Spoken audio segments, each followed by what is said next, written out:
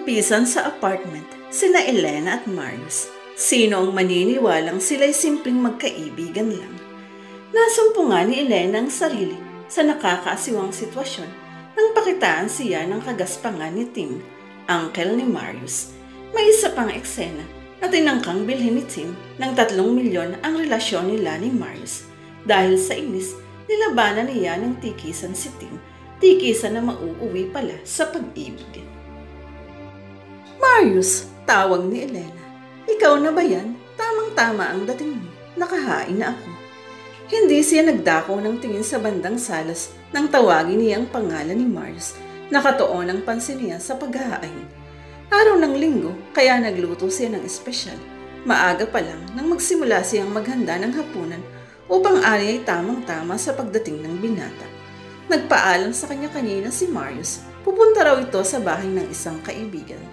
Habang inilalagay ng pataob ang mga plato sa ibabaw ng mesay, narinig niyang may nagbukas ng pinto na nasundan ng mararahang mga yabag.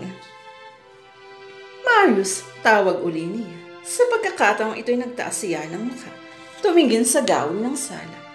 Bahagya pa nga siyang nakangiti pagkat alam niyang matutuwa si Marius pag nakita nito ang nakahing hilabos na hipon at nilagang baka. Walang sumagot sa tawag siya. Napailing ang dalaga, kasabay ang bahagyang pangunot ng noon. Kabisado na kasi niya si Marius. Alam niyang gugulatin na naman siya nito. Tuwang-tuwa ito na ginugulat siya. Patiyad na lumakad si Elena patungo sa salas at handa siya. Tiniyak niya sa sarili na hindi siya magugulat. Palingaling nga siya. Maingat ang kilos. Alerto. Tiyak na nagtatago ito sa likod ng sopa. Maraming beses na siyang nagulat ni Marius. Hindi na niya mabilang. Minsan ay bigla na lang itong nagsalita sa likuran niya habang siya ay nagluluto at sa gulat na inabitiwan niya ang babasaging takip ng kaserola. Nawarak iyon ang bumagsak sa simento. Minsan naman ay ang pitsil ng pineapple juice na ginawa niya. Ilalagay sana niya iyon sa rep pero aywan naman kung bakit bigla uling sumulpot mula sa kanyang likuran si Marius at sinundot pa siya sa tagiliran. Napasigaw siya ng ay! Naiitsa niya ang pitsil. Bumagsak at nabasag at sumabog pa sa loob ng ref ang natapong juice. Sa inis niya si Marius ang pinaglinis niya niyan. Kahit kailan ay para pa rin talagang bata si Marius. Masyadong galaw-gaw. Aywan niya kung iyon ay bahagi ng pagiging mahilig nito sa art o sining, ang pag-awit. Sinasabing playful daw ang mga taong mahilig sa musika. Bagamat siguro hindi naman lahat. Sa kaso nila ni Marius, aminado siyang ganun nga. Maging siya ay playful din. Gaya ni Marius ay naniniwala si Elena na ang buhay niya ay nasa musika. Hindi siya umaasa na balang araw ay sisikat siya. Ngunit desidido pa rin siyang ito ang daigdig na kanyang susundan. Hindi bali nang hindi siya kumita ng malaki. Hindi bali nang wala siyang fix na kita. Basta ang mahalagay maligaya siya sa buhay niya. Sa isang music lunch niya nakilala si Marius. Kumakanta sila pareho roon. Si Marius ay kasama ng isang magaling na banda. Kung minsan na ito ay soloista ng grupo. Ang kayang hawakan ng binata, ang anumang instrumento ng mga kasama. Organ, bass guitar, lead guitar, drum, bukod pa ang katotohanan ang marami sa kinakantang folk song ng grupo nito'y sariling komposisyon ng binata. At siya, si Elena, ay isa namang balladeer. At marami ang nagsasabing mas magaling pa raw siya kay Between Aguilos. Kaya rin niyang gayahin si Timmy Euro at marami pang mga kanta na ikabilang sa kanyang repertoire. Pero pareho silang minalas ni Marius. Isang gabi bigla na lang tinupok ng apoy ang Cut Close Music Lunch at pareho silang nawala ng outlet para mailabas ang kanilang talent. Hindi bale, sabi ng manager ng Cut Close, in a few months time ay sisiguruhin itong muling matatayo ang gusaling na tupok ng apoy. Muli raw ay magbibigay kasiyahan sa publiko ang establishmentong suki ng maraming parokyano. Maghintay-hintay lang daw ang mga taong konektado sa entertainment house. Kay Elena, iyon ay isang malaking problema. Nawalan siya ng tiyakang kita. Iyon ang kanyang bread and butter, wika nga. Iba naman sa panig ni Marius. Ang pagkanta, bagamat iyon ang talagang hiling nito, ay ginagawa nito ng patago. Lihim sa uncle nito na siya nagpapaaral dito. Ang gusto ng uncle nito ay maging isang titulado ang binata. May taglay na degree na magiging sandata raw nito sa paghawak ng kabuhayang pansamantalay nasa pangangasiwa ng tiyuhin. Uli lang lubos si Marius. Ang negosyanteng mga magulang ay sabay na namatay sa isang car accident. 13 anyos lang noon si Marius. Mula noon ang kanyang Uncle Tim na ang namahala sa kanilang kabuhayan. Ang kanyang Uncle Tim na ang parang ama niya. Istrikto raw ito. Sa pagkukwento ni Marius, ayaw na ayaw nitong babarkada ang binata. At upang maiiwas sa barkada, kumuha ng isang two-door apartment ang kanyang uncle at doon siya pinatira. Double purpose daw yun. Makakaiwas na siya sa barkada and at the same time ay matututo rin daw siyang mamuhay. Sa apartment na iyon, pinatira ni Marius si Elena nang masunog ang Catclaws Music Lounge. Kung lilipat ako sa'yo, wala rin ako mai-share sa renta, sabi ng dalaga. Kita mo na ngang nasunog ang kinakantahan natin. Sino bang nagsabing mag-share ka sa renta? Ha? Inaalok kita ng tulong. Titira ka ron ng libre. Totoo? Kailan na ba kita biniro? Ay naku Marius, hindi ko na mabilang. I'm serious this time. Eh ano ang magiging arrangement? Bakit gusto mo ba na merong arrangement? Tinampal niya ito sa braso. Pambihira ka naman, hindi ka makausap ng matino. May sinasabi ka pa kasing arrangement eh. Anito, pinatitira ka na nga ng libre. Marami ka pang ek-ek. At para naman may konsuelo sa kanya si Marius, ipinagluluto na niya ito. Dati sa labas madalas kumain si Marius. At dati rin ay nagpapalabada ito ng mga damit. Mula nang tumira siya sa apartment nito, ay hindi na. Pinabili na lamang niya ito ng washing machine at siya na ang naglalaban. Alam ng mga kanilang kapitbahay na di sila mag-asawa. Ni hindi nga sila magnobyo. She's fond of Marius at alam niyang ganon din ito sa kanya. But more than that, wala na. Mas matanda siya ng 6 na taon kay Marius kung kaya't meron siyang pagtuturing na ito'y nakababata niyang kapatid. Hindi siya naaasiwa kay Marius kahit naka-shorts lang siya habang nasa bahay o kaya'y braless. Nakakalabas din siya ng banyo nang nakatapi lang ng tuwalya kahit naroon ang binata. Wala siyang kamali-mali siya rito. Gaya ng hapong iyon, siya ay naka-short lamang at sleeveless blouse, litaw ang pusod habang nagluluto. Yun ang ayos niya hanggang makahain siya at makaramdam sa pagbukas ng pinto. Maingat siyang nagpunta sa salas dahil iniisip niyang pinagtataguan na naman siya ni Marius para gulatin. Marius, sa direksyon ng pinto siya nakatingin kaya hindi agad niya nakita ang matangkad na lalaking nakatayo sa base ng hagdan. Masama ang tingin nito sa dalaga. Tumingkim ito at napasinghap si Elena nang makita ang lalaki. Bumuka ang bibig niya para sumagap ng hangin. Animoy ilang minuto siyang namalagi sa ilalim ng tubig. Hindi niya kilala ang nabungarang lalaki. Sino ka? Nauutal pang tanong niya. Nasa magkabilang bakpaket ng maong napansa ang 2 kamay ng lalaki nang bumaba ito mula sa base ng hagdan. Nanunuri ang tingin hindi inaalis sa mukha ni Elena. You must be Elena, right? Tanong nito na animoy may autoridad. Yes, but who are you? Bagyang tumikwas ang kanang sulok ng bibig nito, parang nang iinsulto. Paano kang nakapasok dito? Tanong uli ng dalaga. Nasa akin ang isang duplicate kit ng susi ng apartment na to. Tugo ng lalaki. Nagtig-isa kami ng pamangkin ko. Muli na pasinghapwari ang dalaga. Dumako sa bibig niya ang isang palad habang nakatitig sa lalaki. Parang ibig niyang manliit sa realisasyong nabuo sa isip. Ikaw ang uncle ni Marius? Ako nga. Oh my, bulong ng kanyang isip. Ang buong akala niya ay matanda na ang uncle na tinutukoy ni Marius.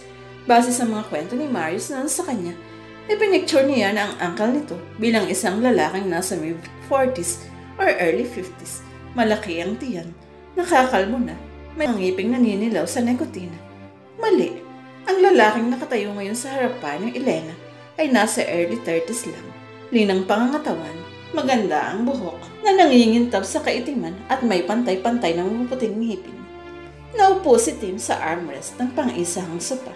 Inihalokip-kip ang mga kamay habang nakaka-insulto ang tingin sa dalaga. Kahit ba pa kunwari ay hindi mo ako aalokin ng anumang inumin? Tanong nito.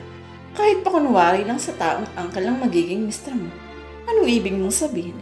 Huwag ka nang magmaang-maangan. Alam kong nobyo mo ang pamangkin ko and that you'll get married soon. Ha? Iyon ang sabi sa akin ni Marius nang usisain ko siya tungkol sa babaeng kasama niya dito sa apartment. Pahayag nito.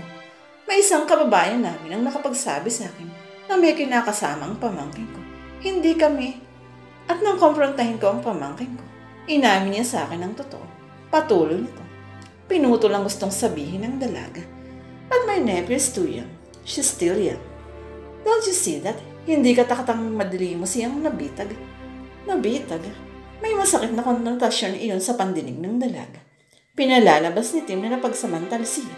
Ang akala yata ng lalaking ito'y gold digger siya na isa loob ng dalaga.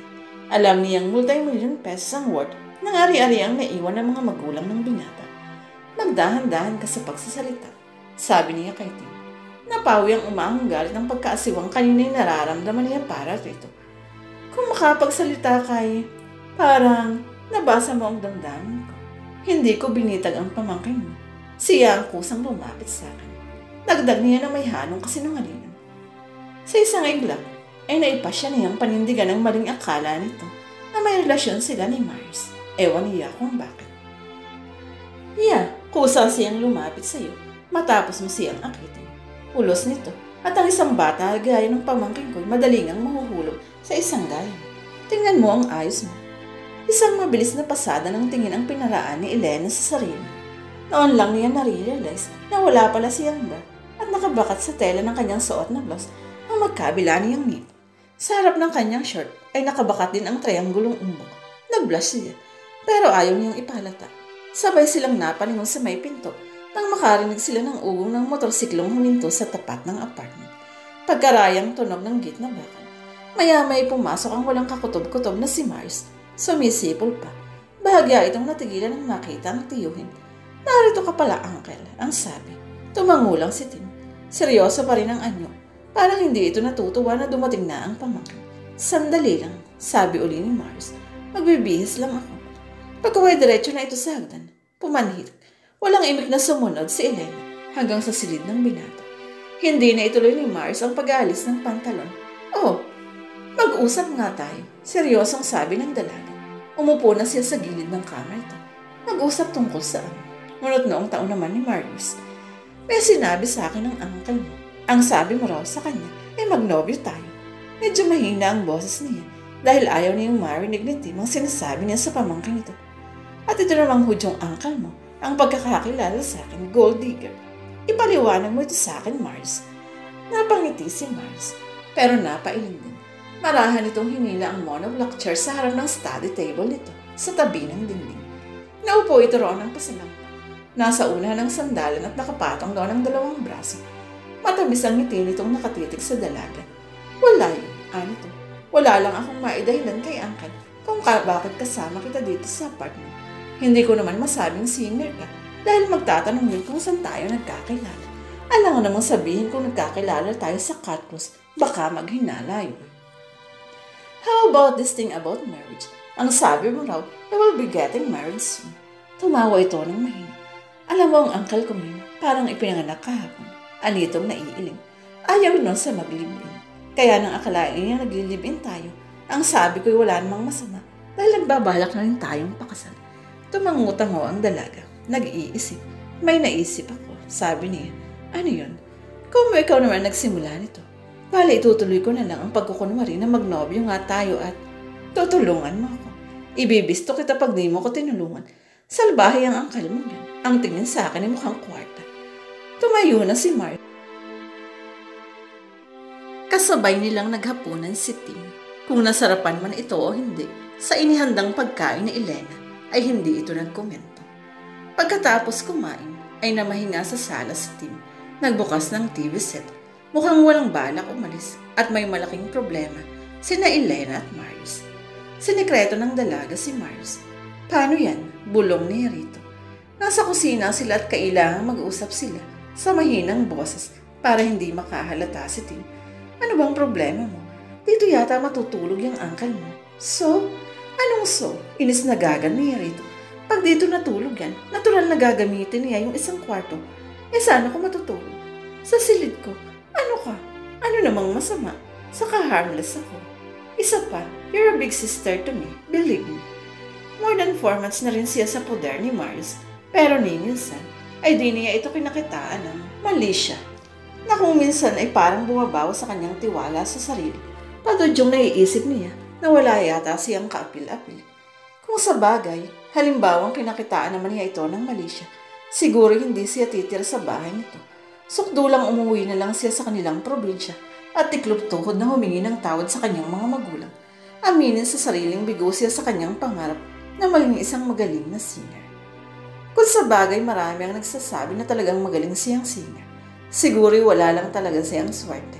Sa anumang larangan ng sining, pag-awit, pag-arte, pagpipinta, pagsusulat at iba pa, malaki ang nagagawa ng swerte sa pagsikat.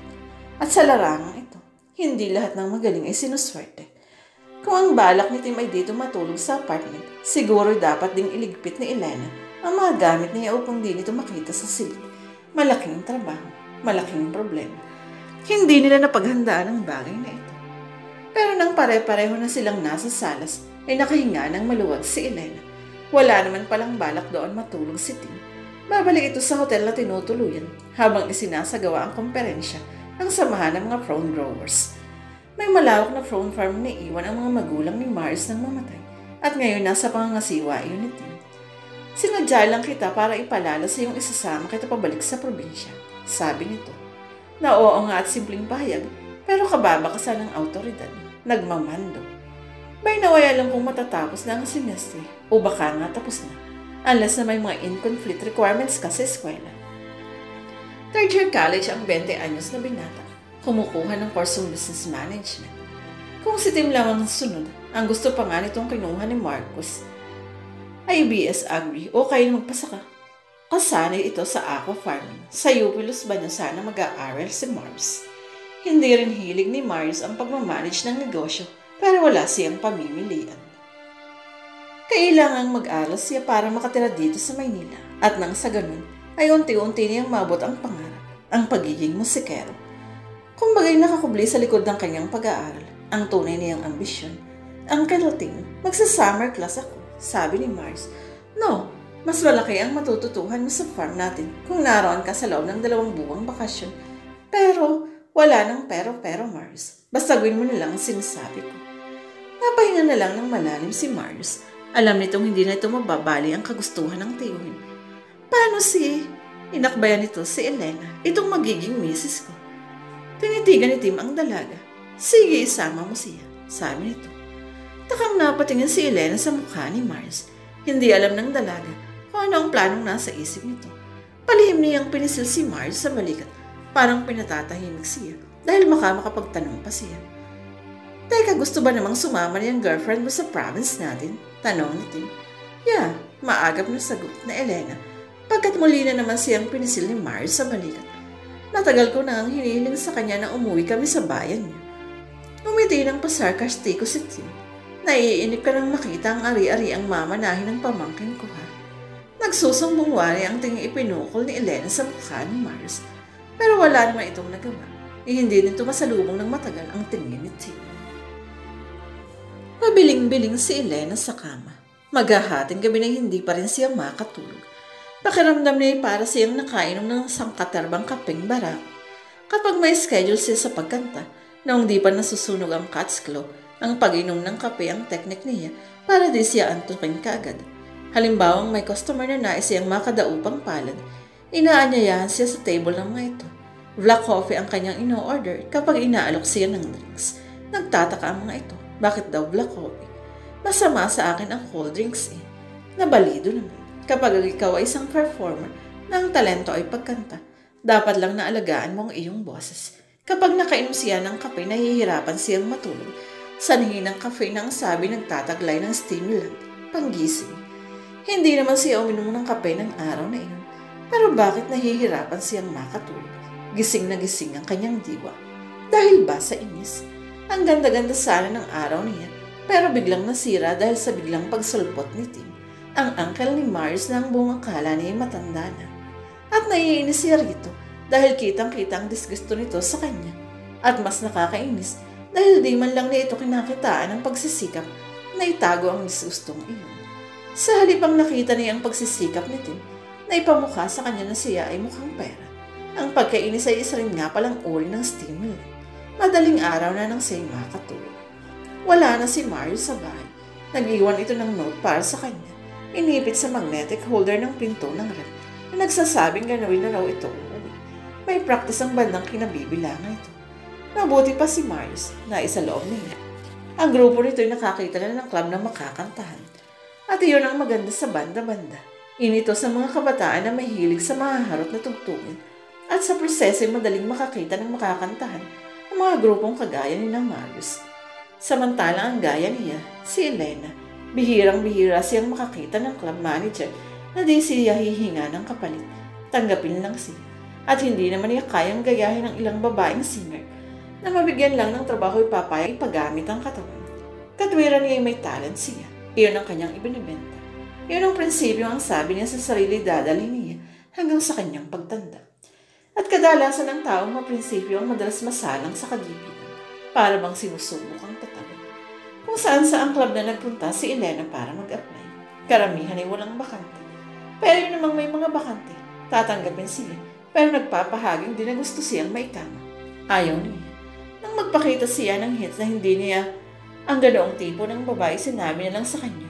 Naiwanan na lang daw niya ang kanyang telephone number at tatawagan na lang daw siya kapag kailangan na naman ito ang bagong performer. Salamat na lang at inampun siya ni Marius. Kundi dahil sa binatay magugutom siya. Ang masakit lang, dahil kay Marius ay napagbintangan siyang mukhang kwarta. Kung alam lang sana ni Tim na isa loob niya. Noong di pa nasusunog ang close ay maraming domang nag-aalok sa kanya na ibabahay siya. Bibigyan ng kotse, pera alahas at lahat. Hindi siya natukso. Pagkatapos pagbibintangan siya ni Tim na iyon, shit siya. May kunti siyang naipon bago nasunog ang close. Hanggang ngayon ay intact pa rin ang perang iyon. Ayaw ipagalaw sa kanya ni Marius. Kung gagamitin daw niya sa pansarili niyang pangangailangan, sige raw, i-withdraw niya. Pero kung sa pagkain lang daw, huwag na raw siyang mag-abala. Mayaman si Papa. Pagayabang pa nitong pabiro, kasabay. Nagprito lang siya ng itlog at hotdog para sa kanyang almusal. Nag-shower pagkatapos, kumain. Nagbihis ng panlakad pagkaraan. Muli maghahanap na naman siya ng club na makakantahan. Nasa handbag niya ang 3 tips ng -1. Mabuti niyang handa siya sakaling hingan siya ng sample. Kung saan sa ang parte ng Quezon City siya napunta at gaya ng dati bigo siya. Gusto raw sana siyang dakapin ng isang club pero dala raw ng problemang pinansyal ay nagbuwas pa nga ang mga ito ng performer. Bandang hapon ay sa Makati naman siya sumubok. Wala rin. Kung meron lang sana siyang malakas na connection, isang tao na aaktong manager niya, siguro hindi siya mawawala ng assignment. Pumasok siya sa isang restaurant nang makaramdam ng gutom. Bandang 5:00 na iyon ng hapon. Masarap ang putahing nasa harapan ay parang wala siyang ganang kumain. Nalulungkot na siya. Nawawala na siya ng pag-asa. Buong-buo pa naman sa isip niya na kapag nakakita na siya ng trabaho, sabi niya sa sarili aalis na siya sa poder ni Mars.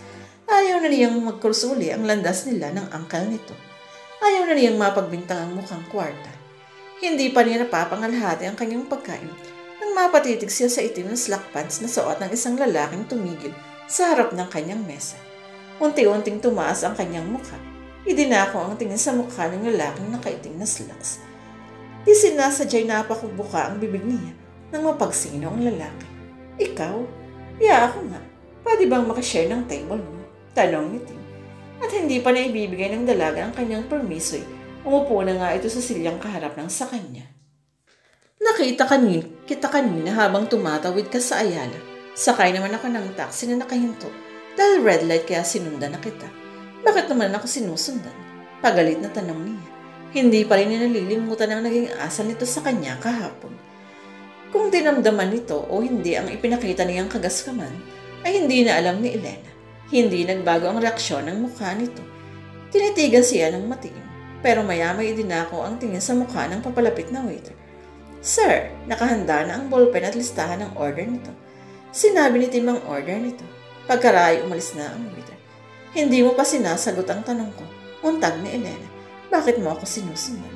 Pwede bang hayaan mo muna ako makakain bago tayo mag-usap? May pagkasupladong sabi nito. Nagugutom ako. May bagsik sa mga mata ni Tim na bahagyang ikinagulat ni Elena. Kinabahan siya, pero hindi siya nagpahalata. Hinding-hindi niya hahayaang malaman ang hambog na ito na medyo natatakot siya sa presence nito. Isa pa yun sa ikinakainstant dalaga. Bakit parang andap siya kay Tim? Bakit parang asiwang-asiwa siya sa harap ng lalaking ito? Isinilbi ang order ni Tim. Tinapos naman ni Elena ang kanyang pagkain kahit di pa niya iyon naubos.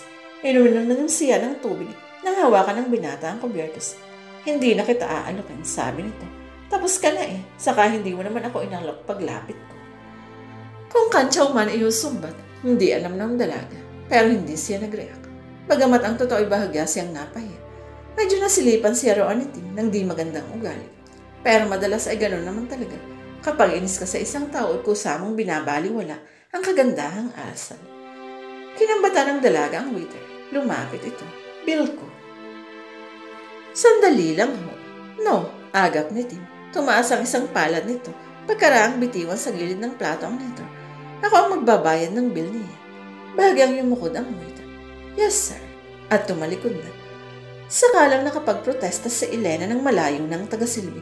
Hindi ko pinasasagot sa iyo ang kinain ko. Sabi niya. Yeah, you don't. Pero ituring mo na lang iyon bilang peace offering ng isang future uncle-in-law. Anito, saka idiniretso sa labi ang baso ng tubig. I have this feeling kasi na you don't like me. Mabutit alam mo. Hindi mo ba naiisip na bilang uncle ng nobyo may kailangang pakibagayan mo ako? Tanong nito pagkatapos aminon. Depende yun sa ugali ng tao. Unang sino mang kamag-anak ng nobyo ko. Tumawa ito ng mahina. Pagkaraya naging seryoso na naman. Itinuo ng pansin sa pagkain. Kapag di nakatingin sa kanya si Tim, ay ninanakawan ito ni Elena ng matagal na tingin. Tingin agad din niyang ibabaling sa iba kapag nagtaas ito ng mukha. May hawig si Tim kay Marius sa ilong, sa mata at bibig. Ang tanging pagkakaiba ay maputi si Marius, samantalang si Tim ay tanang balat. Kulay na nagkukwento ng madalas na pagkakabilan nito sa ilalim na araw. Uminom uli ito ng tubig. Tumikhim pagkatapos, parang inaalis ang bara sa lalamunan bago nagsalita. By the way, ilang taon na ang magiging miss-in-law ko? Tanong nito. Gustong-gusto na niyang sabihin dito na hindi naman niya nobyo si Marius, pero alam niyang hindi ito maniniwala. Bakit nga naman siya nakatira sa apartment na para kay Marius? Bakit gusto mong malaman? Simpleng impormasyon lang yon, Elena. Kaswal na sagot nito. Masama ba namang tanungin ko ang edad ng magiging misis ng kaisa-isang pamangkin ko? I'm 26. Kunwaring sipol nito nang marinig ang sinabi niya. 26? Kumbaga sa bunga, hinog na. Hitik na sa karanasan, samantalang ang pamangkin ko'y 20 anyos pa lang. In love age doesn't matter, agap ng dalaga. Or is it in money age gap doesn't matter? Bagyang pagbabago nito sa pahayag niya. Patanong ang dito, painsulto. Napakuyong ang mga kamao ng dalaga. Kung wala lang sila sa public place, tiyak natatamaan ng marinig ang sampalang mukha ng hambog na ito. Bastos ang bibig, walang kaingat-ingat, masyadong taklas. Kung yan ang paniniwala, may wala akong magagawa, pangil na sabi ng dalaga. After all, everybody entitled to his opinion. Ngumiti lang ito. Tinapos na rin ito ang pagkain, at pagkaray kinambatan nito ang waiter. Lumapit ang tinawag at tinanong dito ni Tim kung magkano ang kanilang bill. Sobrang halagang inilagay nito sa maliit na wooden tray. Oh yan, keep the change. Thank you ho, sir. Gusto nang iwanan ni Elena ang lalaki. Pero ayaw niya kung bakit parang hindi niya alam kung papaano kikilos. Sa harap ng lalaking ito'y parang wala siyang lakas. Halata niyang nagpapatay ito ng oras o sadyang tumityan. May pakiramdam siya na may mas mahalagang bagay ito na gustong sabihin sa kanya. Nakikita niya sa mga tingin nito. Halata niyang may laman ang isip nito na gustong sabihin sa kanya. At siya na may nagtatalong isip kung dapat na nga ba niyang putulin ang kafilang na pag-uusap, dapat na ba siyang manatili. At katakatakang pareho niyang gustong gawin ang kanyang pinagpipilian. Gusto niyang umalis na, pero gusto rin naman niyang manatili pa sa harap ni Tim. Aywan ba niya kung bakit kahit naaasar siya sa lalaking ito'y naman pa rin niyang attracted siya rito. Titig na titig ito sa kanya. Hindi masalubong ng dalaga ang tingin nito. Elena. Sinulya pa niya ito sa mukha. Prangkahin mo ako. Simula nito, huminga ng malalim. Magprangkahan tayo. Magkano ang kailangan mo para iwasan mo ang pamangkin ko? Bagyang napaawang uli ang kanyang mga labi sa pagkakatitig sa mukha nito. Table ang sakit na kanyang naramdaman. Ang tanong na iyon ay may konotasyon ding mukha. Talaga siyang pera sa paningin ito. Ikalaway ang isiping mababang uring babae ang turing nito sa kanya. Kung hindi gano'n ay hindi nito tatangkaing bilhin ang kanyang pag-ibig, sapagkat iyon ang akala nito na may namamagitan sa kanila ni Marius. Pinatapang niya ang kanyang tingin. Bahagyang itinaas ang baba. Binibili mo ba ako? Tanong niya. Hindi ikaw. Ang pag-ibig mo lang. Kung meron ka nga bang pag-ibig sa pamangkin ko, hindi ko ipinagbibili ang damdamin ko, Mr. Serrano. Ngumisi ito. Paano kung alakin kita ng halagang mahirap tanggihan? Hindi siya nagsalita. Kumilos ang isang kamay nito. Lumako sa panlikod na bulsa ng pantalon. Naglabas ito ng checkbook. Pagkaray kinuha ang gintong ballpen sa bulsa ng long sleeve polo. Sinulatan nito ng karampatang halagang ang unang dahon sa checkbook. Pagkatapos ay pinigtas iyon. Iniabot sa dalaga. Pwede mo ngayon kasi ang checking yan kahit ngayon din, sabi nito. At pagkaray napatingin ito sa wristwatch. No, not now. Gabi na. Bukas kung gusto mo. Siguraduhin mo lang na lalayuan mo ang pamangkin ko. Napatitig si Elena sa halagang nakatulad sa check. Pay to cash. Kahit masakit sa damdamin niya na tinatapatan siya ni Tim ng pera, ay lihim din naman siyang nakadama ng kaunting tuwa na ganoon kalaki ang iniaalok na halaga. Kahit maging recording artist siya, mahihirapan siyang kitain ang halaga ng pera na katalaroon. Ngunit hindi niya yun maaaring tanggapin. Unang-una, wala naman talaga silang relasyon ng pamangkin itong si Marius. Ikalawa, ayaw niyang bigyan ng kasiyahan si Tim na madali siya nitong na-dispatcha. Kahit pa kunwari lang ang relasyon nila ni Marius, ewan ba ni Elena kung bakit gusto niyang bigyan ng problema si Tim kung paano siya nito mapapalis sa seksena. Gumaganti ba siya? Maaaring ganun nga ang motibo niya. Pagkat sa una pa lang, parang hinamak na siya ni Tim na akalain tong pera lang ni Marius ang habol niya.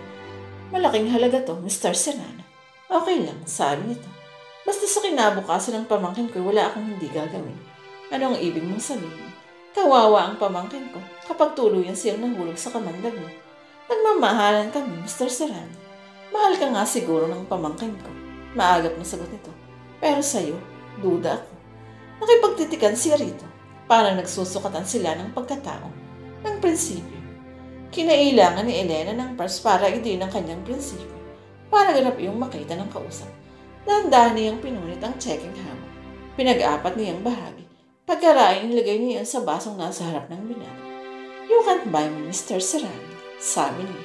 Kulang ang 3 milyon mo kumpara sa pag-ibig na nararamdaman ko para kay Mars. Pagkasabi niyo na ito maliw siya. Taas noong nilisan ang lugar. Nakatangang naiiwan si Tim. Nahabol niya ng tanawang dalaga hanggang sa makalabas ito ng pintuan ng restaurant. Nang wala na si Elena sa paningin niya, naibalik niya ang tingin sa kagustuhan ni Tim ang nasunod.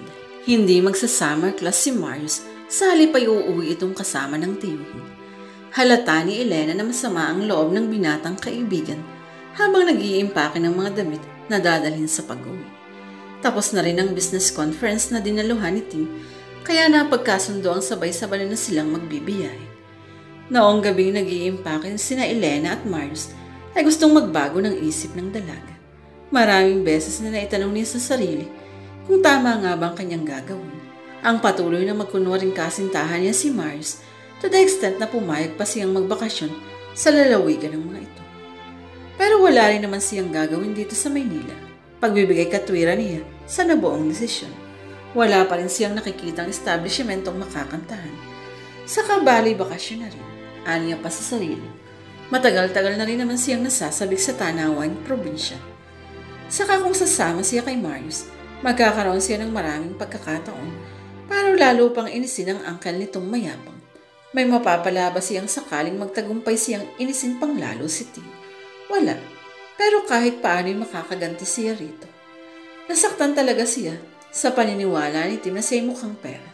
Wala naman silang relasyon ni Marius ay kung bakit nagsinungaling ang binata sa tiyuhin at sa proseso ay pinag-isipan siya ni Tim ng masama. Ang tingin sa kanya ay gold digger. Madali sanang lusutan ang problema. Madaling pabulaanan ng akusasyon ni Tim kung sasabihin lang niya ang totoo. Pero kung magsasabi naman siya ng totoo, may peligrong mabisto ang tunay na pinagkakaabalahan ni Marius. Naniniwala si Elena na may magandang hinaharap si Marius sa daigdig ng musika. Kung didiskari lang mga plano dahil sa kanya ay parang siya na rin ang kumitil sa mga pangarap ng kaibigan. At sayang naman ang talento nito. Hatred at first sight. Siguro isa pa yun sa mga dahilan kung bakit naipasya niyang magkunwari na magnobyo nga sila ni Marius. Gusto niyang inisin si Tim. Aalis muna ako. Paalam sa kanya ni Marius. Dakong umaga yun na nakatakda silang umuwi sa lalawigan ng mga ito. Saan ka naman pupunta? Sa isang barkada ko, sabi nito. Magpapaalam ako sa kanila. Nakapagpaalam ka na sa kanila, hindi ba? Sa telepono lang at parang masama ang loob nila. Iiwanan ko raw sila sa ere dahil si Marius ang mahalagang miyembro ng Manda, ang The Sunrise Man. Kailangang makita ko sila ng personal bago ako umuwi. Ipaliliwanag ko sa kanila na wala akong magagawa kundi ang sumunod sa kagustuhan ni Uncle Tim dahil kung hindi puputulin niya ang allowance ko at pag nangyari yan, patay na ako. Tuluyan na akong matatali sa probinsya namin. Parang lalo na inis si Elena kay Tim na wala naman ng pagkakataong iyon. Bakit ba takot na takot ka sa kanya? Saka yung allowance mo. Sa pera mo naman nagmumula yun Bali-mana mo na pansamantalang nasa pangangasiwa niya. Hindi mo kilala ang uncle ko, Elena. Pabuntong hiningang sagot ng binata. Masamang magalit si Uncle Tim. Ngayon na nga ang alis natin mamaya. Babalik ako kaagad. Siguruhin mo lang na babalik ka kaagad. Ulit ng dalaga. Ayokong dumating dito yun na wala ka. Napangiti si Marius. Kung ang inaalala mo'y re-rapin ka ng uncle ko, forget it, sabi nitong waring nangangantsaw. Sa pagkakakilala ko sa kanya, hindi siya yung tipo ng lalaking namumuwersa ng babae. Pagkasabi niyo, ay tumalikod na si Marius. Magdadalawang oras na hindi pa rin ito bumabalik sa apartment. Inip na si Elena. Mag-aalas 11 na ng tanghali at ganap na 1:15 lilipad ang eroplanong nakatakda nilang sakyan patungo sa probinsya ng mga ito. Kung sa bagay malapit lang naman ang Manila Domestic Airport. Kung magtataksi sila ay wala pa sigurong kalahating oras na naroon na sila. Kahit pasado 11:00 na sila umalis sa apartment. Pero natitense pa rin siya. Natitense siya dahil alam niyang anumang oras ay darating na si Tim. Susunduin sila. Iyon ang usapan ng magtiyo. Mula sa hotel ay magtataksi si Tim. Dadaan sa apartment at sama-sama na silang tutuloy sa airport. Kaya nga ang bili ni Tim ay maaga raw silang mag-lunch. Kung sa bagay daw, kahit naman di sila mananghalian ay hindi raw naman siguro sila magugutom dahil wala pa namang 1 oras ang biyahe mula Manila hanggang sa San Bartolome. Pwedeng doon na tayo mag-lunch sa restaurant na nasa harapan lang ng airport sa bayan namin. Sabi pa ni Tim sa kanila ni Marius, pero mas nasa kanya sinasabi, alam ng dalaga. Nakabihis na si Elena. Nasa sala siya at di mapakali. Maya-maya siyang tumatayo. Sisilip sa bintana. Nag-aabang sa pagdating ng motorbike ng kaibigan. O kaya na may tititik sa kremang telepono. Naghihintay ng anumang tawag mula rito. Wala. Loko talaga si Marius. Nakahanda na ang pagkain sa komedor. Pasado 11:00, niligpit niya ang pagkain. Inilagay niya sa mga lalagyang Tupperware at ipinasok sa freezer. Pati si Zay na wala na ng ganang kumain. Sa minsan pauli niyang pagsilip sa bintanang jealousy, ay isang puting taksi ang nakita niyang humimpil. Sumikdo ang dibdib niya nang makitang bumabaro ang si Tim. Bumaba rin ang tsuper ng taksi. Tinulungan si Tim na kunin ang back compartment ng may kalakihang leather traveling bag. Pakiramdam ni Elena na masasapawis ang kanyang mga palad. Bakit ba nervous ako basta't nakikita ang lalaking ito? Naitanong niya sa isis. Nervous na ikinukubli niya sa likod ng ipinapakitang pagkamayamot kapag kaharap ang binata. Kumatok si Tim. Humugot muna ng malalim na hininga ang dalaga bago tinungo ang pinto at binuksan. Si Marius, bungad ni Tim, pumasok na kagad ito at ibinaba sa makapasok ng pinto sa tabi ng dingding ang bitbit na maleta. Wala pa siya Biglang nagdilim ang mukha ni Tim. Nilingon si Elena. Anong wala pa? Umalis siya kanina. Sabi niya, may pupuntahan lang daw na kaibigan. Ang paalam niya sa akin, hindi siya magtatagal. Babalik din siya kagad, sabi niya. Pero wala pa hanggang ngayon. Gumalaw ang maliliit na muscle sa magkabilang panganitim sa matiim na pagkakatikom ng bibig. Halata ni Elena nagtitimpi ito ng galit. Anong oras siya umalis? Tumungin ito sa wristwatch. Magnanay. Bakit daw? Meron lang daw siyang kakausapin. Hindi siya pwedeng magbigay ng particular na pangalan ng tao dahil siguradong magtatanong ito kung sino ang taong babanggitin niya. Mga kalahating oras pa silang naghintay at nang hindi pa rin dumarating si Marius ay nagyaya na si Tim. Ang mabuti pa siguro ay mauna na tayo sa airport. Sabi nito. Nabigla si Elena. Ha? Sabi ko, mas mabuti pang mauna na tayo sa domestic airport. Ulit nito. Dalhin natin ang kanyang maleta at doon na lang siya humabol. Paano niya malalaman na naroon na tayo sa airport? Nababahalang tanong niya. Umisi ito. Napailing habang nakatingin sa mukha ni Elena at nakaramang dalaga na para bang ipinaparamdam sa kanya na siya'y napakabog. Mag-iiwan tayo rito ng note, sabi nito. Sasabihin natin sa kanya na nainip tayo sa kahintay sa kanya, kaya sumunod na lang siya. Sakaling malit ang dating niya, iiwan na lang natin ang kanyang airplane ticket sa isang stop ng ticketing office at doon na lang i-claim ng nobyo mo. Hindi makasalita ang dalaga. O kunin mo na ang mga gamit mo. Utos nito sa kanya. Tinungo na niya ang hagdan para pumanhig. Ibaba mo na rin dito ang malita ni Marius. Pahabol nito. Sinunod niya ang mga utos nito. Una niyang ibinaba ang maleta ni Marius. Pagkarayang sa kanya. 2 maleta ang bitbit ni Tim paglabas nila ng apartment. Nasa likuran siya nito. Nang sa wakas ay makapara sila ng taxi, ay saka pa lang nakapagsalita ang dalaga. Paano kung hindi dumating si Marius? Darating yun, paniniguro ni Tim. Hindi nun hahayaang ako ang makasama mo ng matagal. Napatitig siya sa mukha nito. Parang may ibig sabihin ang pangungusap na iyon ni Tim, pero di naman niya ganap na maunawaan sa isip. Tell me, sabi uli ni Tim nang tumatakbo na ang taxi. Hindi ka ba sanay na mapalayo sa pamangkin ko? Since na maging magnobyo kami lagi na kami magkasama, parang gusto niyang masamit sa sariling kasinungalingan. Kapag graduate na si Marius sa kanyang course, formal ko nang isasalin sa kanya ang kabuhayang nasa pangasiwa ko. Pahayag nito. At nagsasalita ito sa labas ng bintana ng taxi na katanaw. Kung minsan ang isang negosyante kinakailangang dumalo sa mga komperensyang ukol siyempre sa kanyang mga negosyo. At madalas ay kailangang iwanan niya sandali ang kanyang pamilya. Kailangang masanay kang nalalayo kay Marius paminsan-minsan. Paniwalang-paniwala talaga si Tim na magnobyo sila ni Marius. Sumapit sila sa airport.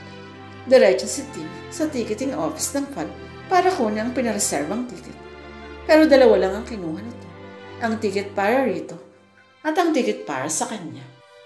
Iniabot nito sa dalaga ang ticket para sa kanya. Yung ticket ni Marius, tanong ni Elena. Hindi ko kinuha, sabi nito. Yun ang sinabi ko sa note na iniwan natin kay Marius, hindi ba? Sakaling malilate siya. Kuhanin na lang niya ang ticket niya at sa susunod na biyahe na lang siya sumakay. Hindi kumibo si Elena, pero lumakas ang kabog ng kanyang dibdib. Paano nga pag hindi dumating si Marius? Sasama ba siyang mag-isa kay Tim? Napahinga siya ng malalim. Parang gusto tuloy niya na pagsisihan ang ginawang pagpapanggap. Nakasintahan niya si Marius. Ang dapat palang ginawa niya ay tinapat kaagad niya si Tim na hindi niya nobyo ang pamilya nito. Dapat ay inamin kaagad niya rito. Nainalok lang siya ni Marius ng tulong ng masunaw ang music lunch na pareho nilang kinakantahan. Pero naipipilig niya ang ulo kapag naiisip ang ganong eksena. Hindi niya kayang ipagkanulo ang kaibigan. Hindi niya maaatim na siya ang maging dahilan upang ang isang talentong kagaya ng kay Marius ay malagyan ng tulog. Mag-aalaunay narinig ng lahat ang announcement na nagbumula sa sound system ng paliparan. Inaabisuhan ng mga pasaherong patungong San Bartolome na kung maaaring magtungo o pumasok na sa departure area. Binitbit ni Tim ang 2 maleta. Let's go, sabi nito.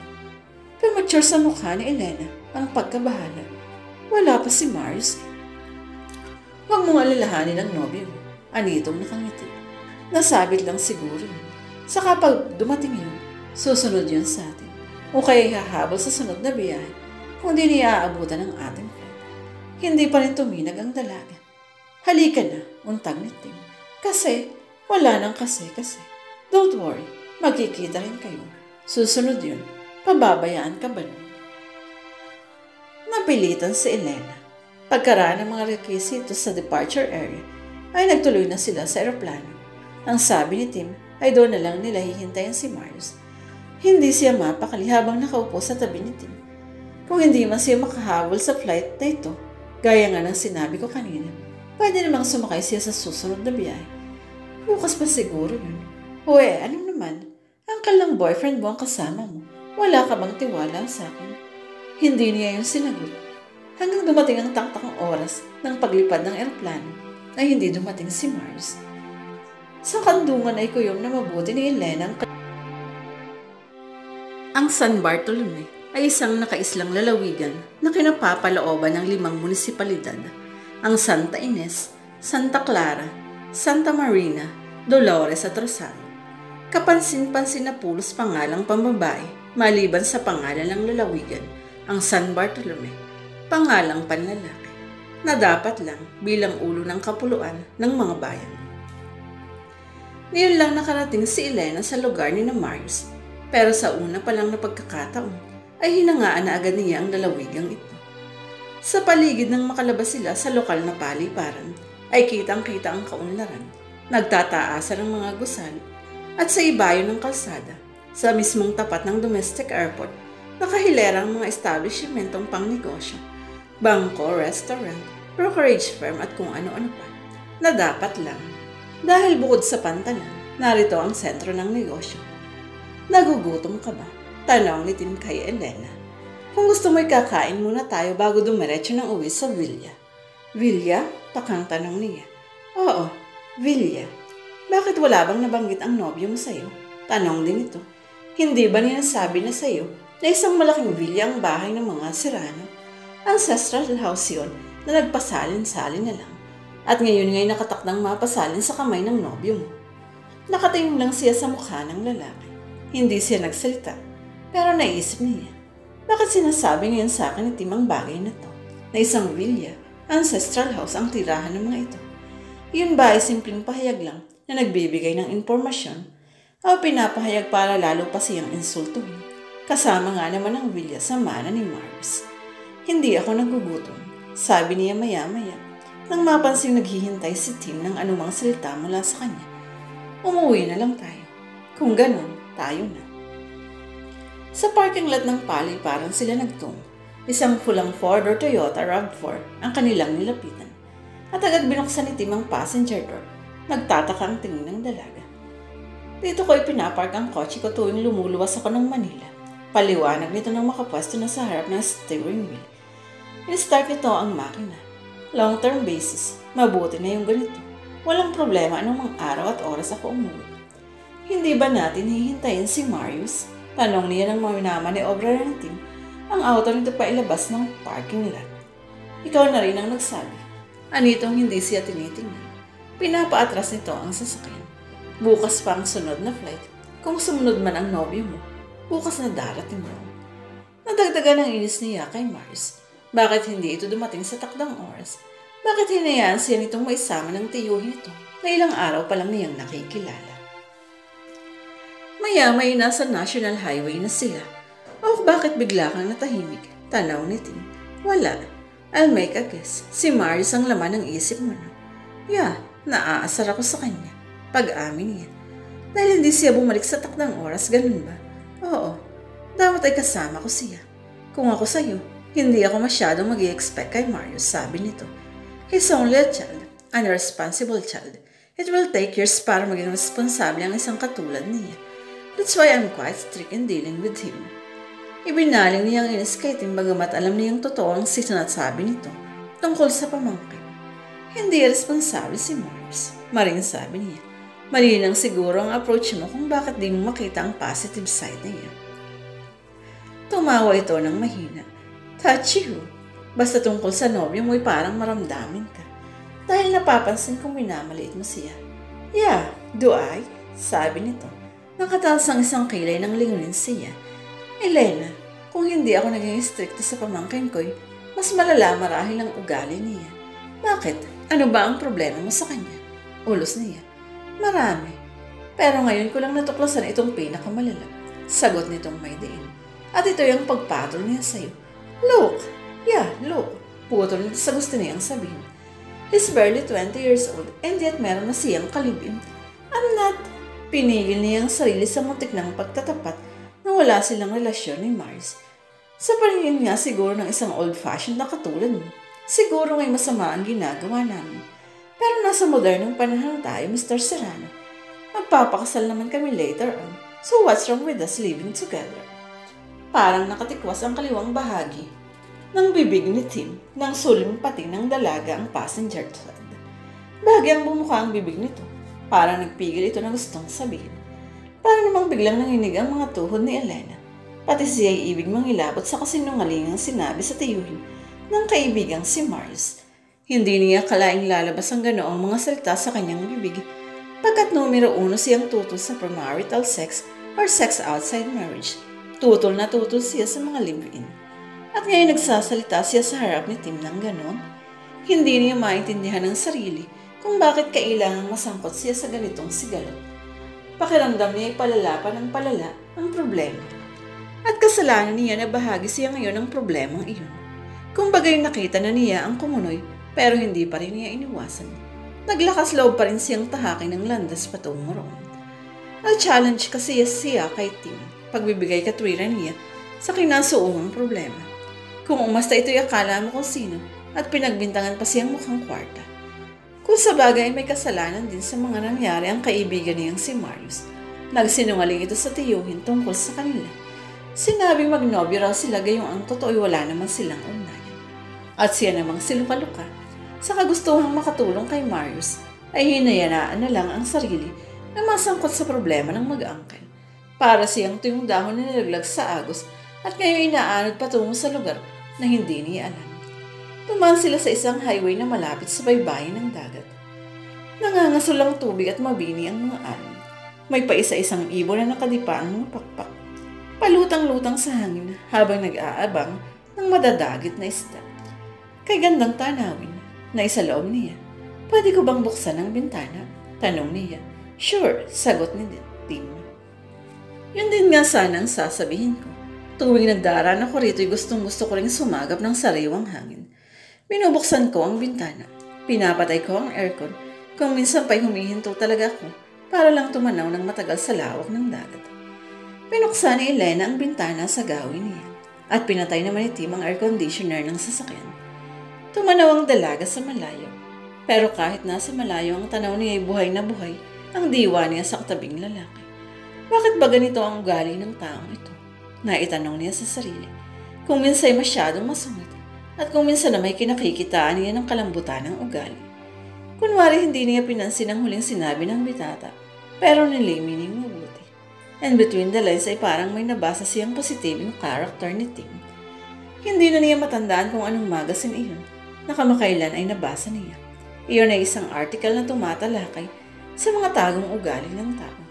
Kadalasan daw ay may malambot na puso ang isang individual na nakaka-appreciate ng ganda ng kalikasan.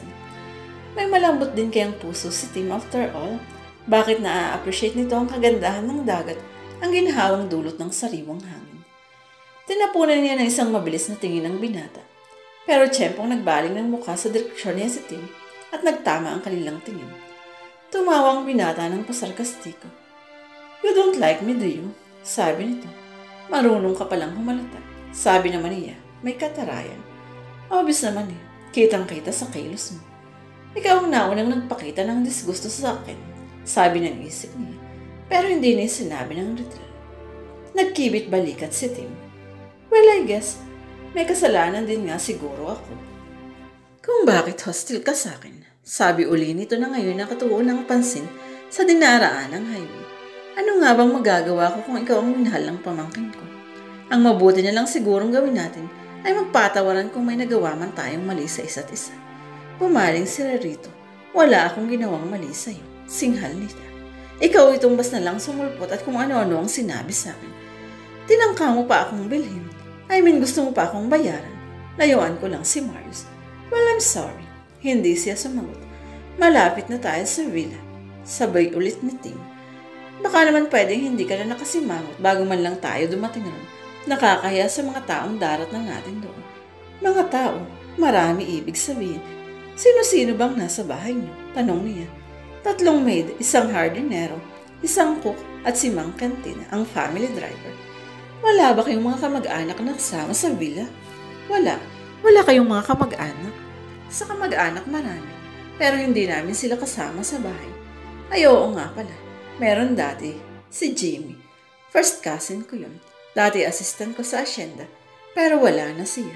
Patay na, magpa-5 years na. May lungkot na nakita si Elena sa mga mata ni Tim habang nagkukwento ito tungkol sa namatay na pinsan. Ewan ng dalaga kung bakit parang nakaramdam siya ng awa rito. Naawa siya rito at sa proseso ay bahagyang nabawasan. Ang Villa Serrano ay isang lumang bahay, 3 grado na nasa bukana ng isang malawak na lupain. Animo isang setting ng mga Harlequin's novel na nooy paboritong basahin ng dalaga na isa loob ni Elena. Magalang ang pagsalubong sa kanila ng mga kawani roon. Kagad siyang ipinaiskaso ni Tim sa isang katulong na talbatapa, si Tuding. Isang silid sa ikalawang palapag ng bilya ang ibinigay sa kanya ng katulong. Malinis na malinis ang silid, parang inihanda talaga sa pagdating ng isang bisita. Pag may kailangan pa ho kay ma'am, sabihan lang ho ninyo sa akin. Magalang na sabi pa ng katulong. Oo at salamat, sabi naman ni Elena na matamis ang pagkakangiti. Ano nga palang pangalan mo ulit? Tuding po. O sige Tuding, pwede mo na akong iwanan dito. Aniyang hinarap ang kanyang maleta para ayusin sa closet ang kanyang mga damit. Iniwan na siya ng katulong. Nang mabuksan ang maletang nakapatong sa ibabaw ng kamay, napadako ang kanyang tingin sa bintana ng silid. Natukso siyang lumapit sa bintana at hinawi ang kortina roon. At nang mabistahan ng tanawin sa labas, ay parang napasinghap ng bahagya ang dalaga sa paghangang naramdaman. Husto kasing papalubog ang araw. Nagkukulay kahil ang kanluran at nagsasabog ng animoy banal na liwanag ang refleksyon ng sinag mula sa lawak ng dagat sa di kalayuan. Hindi nasabi sa kanya ni Tim na tanaw pala mula sa villa ang karagatan ng San Bartolome. Napansin din niyang may sarili palang banyo sa loob ng silid na ibinigay sa kanya. Tagaraw noon at maalinsangan. Naisipan niyang maligo. Nang makapaligo'y nagpalit siya ng damit at hinagod ng hairbrush ang hanggang balikat niyang buhok hanggang sa iyon ay matuyo. Pagkaray inilatag niyang katawan sa malambot na kama. Kay sarap sa pakiramdam niya. Parang naibsan ang kanyang pagod sa malayong biyahe. Hindi niya alam na nakatulog pala siya. Kaya lang niya laman ay nang katukin siya ni Tuding. Bumaba na raw kayo, sabi nito. Nakahanda na ho ang hapunan. Parang nagulat pa siya. Hapunan? Gabi na ho, ma'am. Sa kanya naigala ang tingin at noon lang yan napansin na latag na nga pala ang dilim. Para lang sa 2 taong nakahandang plato sa mesa. Napuna ng dalaga pagpunta niya sa komedor. Naagad ding napuna naman ng binata ang kanyang pagtataka. Tayong 2 lang sabay na maghahapunan. Paliwanag nito. Ang mga katulong. Nakahimasmanan nilang sila ang sabay-sabay na kumain. Hindi dito sa kusina. Dala siguro ng pagod at maraming nakain si Elena. Saka noon lang niya naalala na hindi nga pala siya nag-lunch bago umalis ng Maynila. Saka hintay niya kay Mars ay di na niya nakuhang kumain. Muli nang maalala ni si Mars ay parang nakaramdam siya ng iritasyon. Pero iritrasyong digayak ng kanina, parang mababaw na lang. Ewan niya kung bakit pa ay parang pakiramdam siya na mawiwili siya sa lugar na ito. Kung desidido kang maging misis ni Marius, ngayon pa lang ay sanayin mo na ang sarili mo na kumain nang wala siya. Narinig niyang sinabi ni Tim nang malapit na silang matapos kumain at parang nagulat pa siya. Sanayin mo na ang sarili mo sa pag-isa. Anong ibig mong sabihin? Gaya na nasabi ko na sa iyo kanina, kapag nasa kamay na ng pamangkin ko ang ari-ari ang dapat ay sa kanya, he is going to be a busy man. Hindi siya sumagot. Wala siyang maisip na pansagot. Kalahati ng asyenda ay kay Marius. Dagdag pa nito. Akin ang natitirang kalahati. And it's more than 500 hectares of land bukod pa sa mga palaisdaan at mga farm. I tell you, it's not that easy to manage. Gusto niyang isupla sa kausap na wala siyang pakialam sa litanya ng mga kabuhayang mapapa sa kamay ni Mars. Unang-una na, wala naman talaga silang relasyon. Nang dahil lang sa pagkamiyamot niya kay Tim, kaya naisipan niyang panindigan ng kasinungalingan ni Marius na magnobyo nga raw sila at nagpaplanong pakasal na sa malapit na hinaharap. Pero bilib din siya sa kasimplihan ni Marius na isa loob ng dalaga ng ma-realize niya kung gaano kalaki ang kayamanan ito. Bakit kailangan pa nitong mag-ambisyon na maging isang singer sa pagpupursige ng isang matatawag na karir? Siyempre, pangmahalagang parte nila ang pagkukonsider ng magiging financial gain mula sa career na iyon. Ang bottom line ng lahat ng pakinabang ay iisa. Pera. Sa katayuan ni Mars, hindi na ito kailangan ng pera. Marami na itong pera. Ngunit palibhas ay nasa katulad na linya, ay madali rin niyang nabigyan ng katwiran si Marius. Ganon talaga ang mga artist. Mag-comment sa word. Ang mga artist, bagamat sa kanila ay mahalagang bagay din ang kwarta, ay nagtatrabaho din di lang dahil sa pera. Una ay kinukonsider ng isang malikhaing tao ang pagkakaroon ng outlet sa kanyang talento. Bakit nga siya? Kung tutuusin ang makatapos siya ng pag-aaral, ay pwede na siyang umuwi sa kanilang probinsya, sa San Gabriel, at magtrabaho sa maliit na kumpanya ng kanyang stepfather. Sa kanilang probinsya ay di na niya kailangang problemahin ang kanyang magiging tirahan sapagkat malaki ang kanilang bahay. Di na rin niya kailangang maglaba ng sariling damit dahil meron naman silang mga katulong. At tiyak na bibigyan siya ng kanyang stepfather ng maayos na sweldo. Pero bakit siya naglagi sa Manila? Sapagkat nasa Manila ang pag-asa niyang makilala bilang isang magaling na singer. Wala lamang siyang swerte. Kung sa bagay hindi pa naman siya sumusuko, hindi pa siya nagtataas ng puting bandila o wika na. Kumbaga'y tumatiming lamang siya. At ngayon ay narito siya sa probinsya ni Marius sa isang bakasyon grande. At parang bigyang kasiyahan ng kalooban na lalo pang inisin ang mayabang na tiyuhin ng kaibigan niya. Sa pang-apat na araw niya sa San Bartolome, ay niyaya siya ni Tim na mga bayo raw sila. Libutin daw nila ang kabuuan ng asyenda. Hindi ako masyadong sanay mga bayo, sabi niya kay Tim. Hindi bale, mabait ang kabayong ipagagamit ko sa'yo. Katwira naman ito. Mamu naman ako, aalalayan kita. Maamo nga ang kabayong ibinigay nito sa kanya. Nilabit ang isang tauhan ng kwadra. Isang matikas na stalyo naman ang gamit ng binata. Isang kabayong nangingintabang itim na balahibo. Halatang alagang-alaga. Tinulungan siya ni Tim na makasampa sa likod ng kabayo. Himas-himasin mo ang leeg niya. Sabi ni Tim na magsimula nang ilakad sila ng kani-kanilang kabayo para lalong maging maamo. Palagay ko'y magkakasama kayo ng matagal. Napasulyap siya sa mukha nito sa narinig. Magkakasama raw ng matagal ang kabayong ito. Ang pangalan niyan, Diana, pero Princess D ang tawag ko sa kanya. Nasamot siya ng umagang iyon. Wala siyang sumpong. Yung kabayo mo, ano ang tawag mo riyan? Dodi? Alam ng dalaga na naunawaan ni Tim ang kahulugan ng biro niya, pero hindi ito tumawag. Sa halip ay naging seryoso. Naggalawan ang mumunting muscles sa panga nito. Hindi ko gustong ipinapartner sa ibang lalaki ang isang babaeng meron ng asawa. Anito. Kuha agad ng dalaga ang ibig sabihin. Sina Princess D at Dodi Alfred ang magkasintahan na magkasamang namatay sa malagim na vehicular accident.